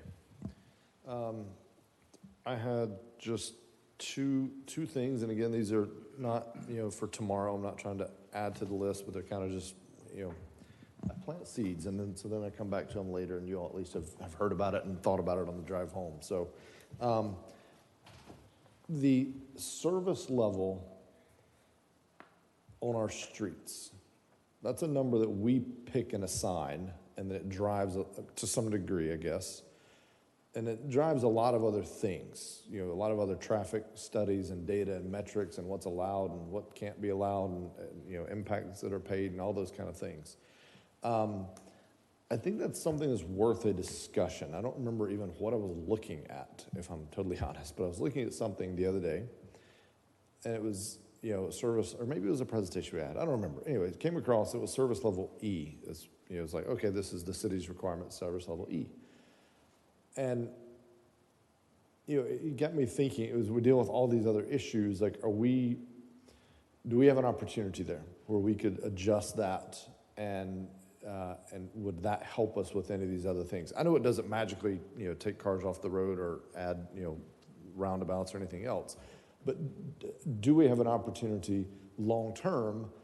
Is that the direction we need to be headed in, is taking a look at that? So I'd like to just make sure, first of all, I understand it and the impacts and how it lays in.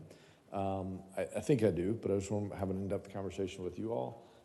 And then to some degree, making sure, if we feel like there may be an opportunity, if you all feel like there may be an opportunity, that we bring that discussion back at some point, let the commission see if they think there is or isn't, and see if that's worth the discussion. So that's kind of one, just to put on the radar.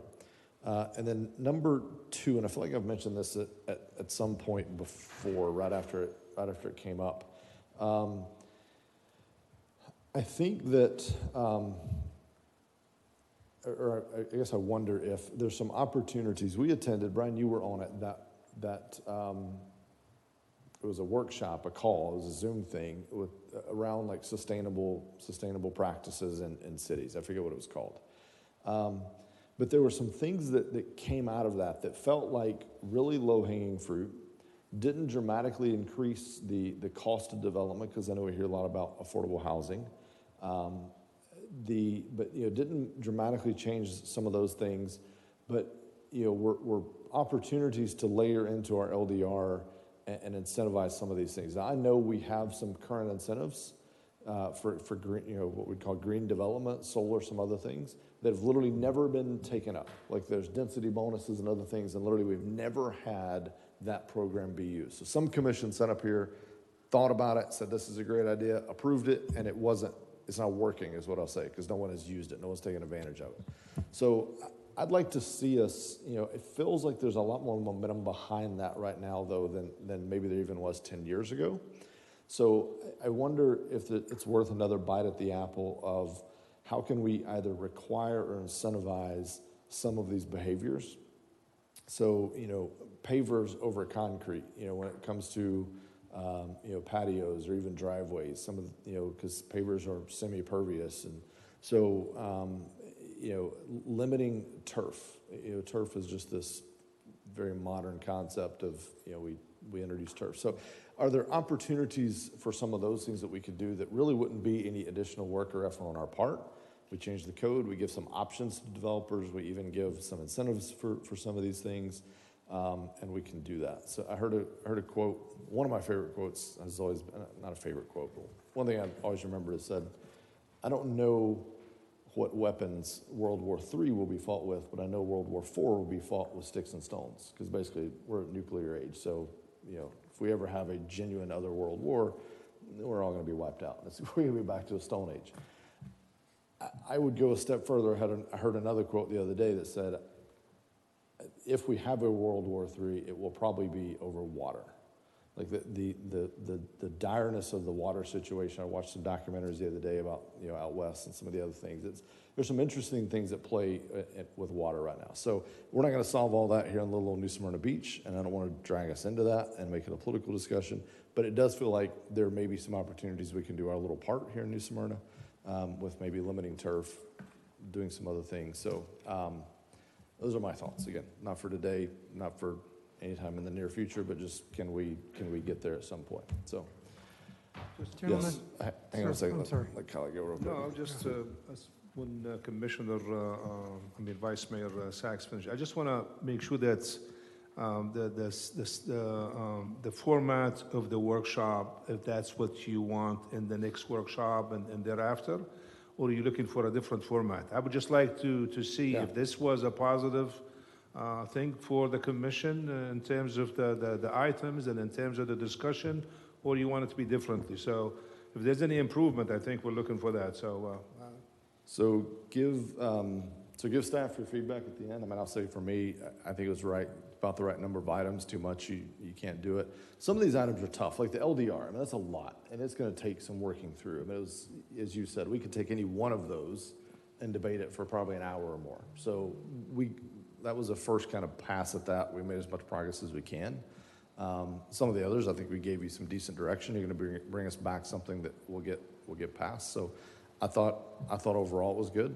It's always helpful for me, just as an aside, it's always helpful for me to just have a real good understanding of exactly what you're trying to get out of the commission, because we can tend to go off, and I try to bring it back to yay or nay on XYZ as much as possible. So that's always helpful. But otherwise, I thought it was okay. But well, the toughest thing with the workshop is the commission cannot vote, so it's just we're trying to get at least some of the directions and some of the feedback. So, but when we get to that point in terms of the actual, then we will have the options and you could select from. Yeah, I mean, to me, for you all, it tells you where there's like just solid, like, yep, let's head fast in that direction, versus, all right, we're gonna bring you back something and y'all got to figure it out, and it's gonna be a 3-2 type deal.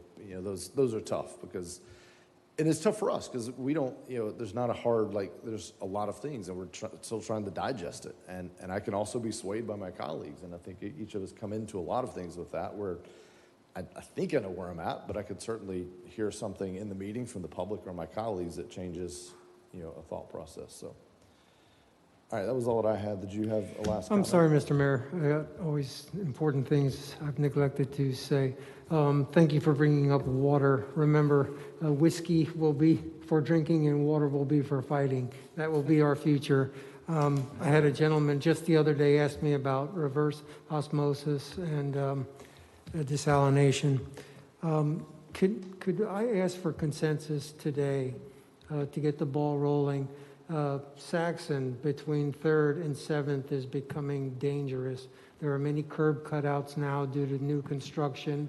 People are driving well above the speed limit. The volume is increasing. Can I get consensus, please, to converse with John Cheney from Volusia Traffic Engineering, since it's a county road, and maybe he could help us. He's always been very helpful, and maybe we could come to some safer resolution for that road. What are the,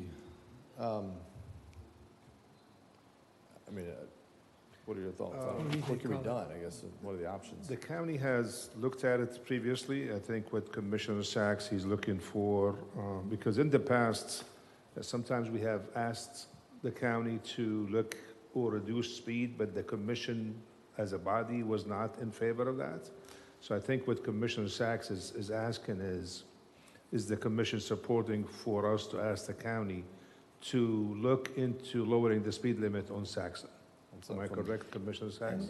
Or Vice Mayor Not Sachs? all of Saxon, particularly that portion from approximately 7th to 3rd or 8th to 3rd. There are some straightaways where you could drive a little faster, but for the most part, in all my tenure, I've heard complaints about speeding, and it is getting worse. What is the current speed limit on Saxon? It's 35. But I know, you would think people would drive 35, 40 reasonably. They don't. They do 45 and 50. Yeah. Well, I don't think the speed limit in itself has any, that's not going to stop people from going fast. No. I don't like to artificially lower speed limits to solve a different kind of problem. Because my pet peeve is we've artificially lowered speed limits in this town to accommodate golf carts. And as I predicted, tickets are getting handed out. Well, that's... I can't, there's more, you don't throw the baby out with the bathwater. And, the whole North Causeway issue is a little bit of an odd situation with 3 speed limits. I agree. But I've heard from more residents, if you have to give out tickets and I get one, so be it, bad on me. So I don't know about your neighborhood. Cunningham, they don't drive as fast. Saxon is It's a There's a through- local it's a- road yeah, turned it's a into a through, throughfare. So Yeah. I'm just looking for consensus to go to John Cheney, see what he thinks about it. So I'm seeing a head nod over there. What do you want to give your opinion? Well, I like the 5 items we came up with. I don't think it's appropriate to bring something up short-term like this where we can't even talk about it. I'll bring it up, then I'll bring it up at the next meeting. Yeah. I just thought I'd throw it out there since we're together. Yeah, so I like that idea. I like that you brought it up now because at least get to think about it. And so you planted the seed and now bring it up at the next meeting and we'll get, you know, Okay. staff can have time to, you know, yeah, we'll talk about the next meeting because That's fine.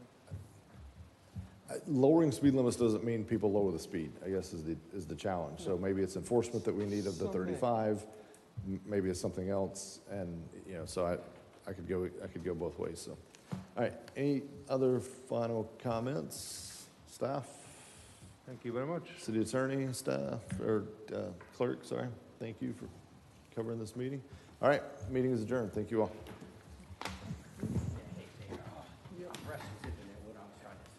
Lowering the speed limit doesn't mean people are gonna drive slow.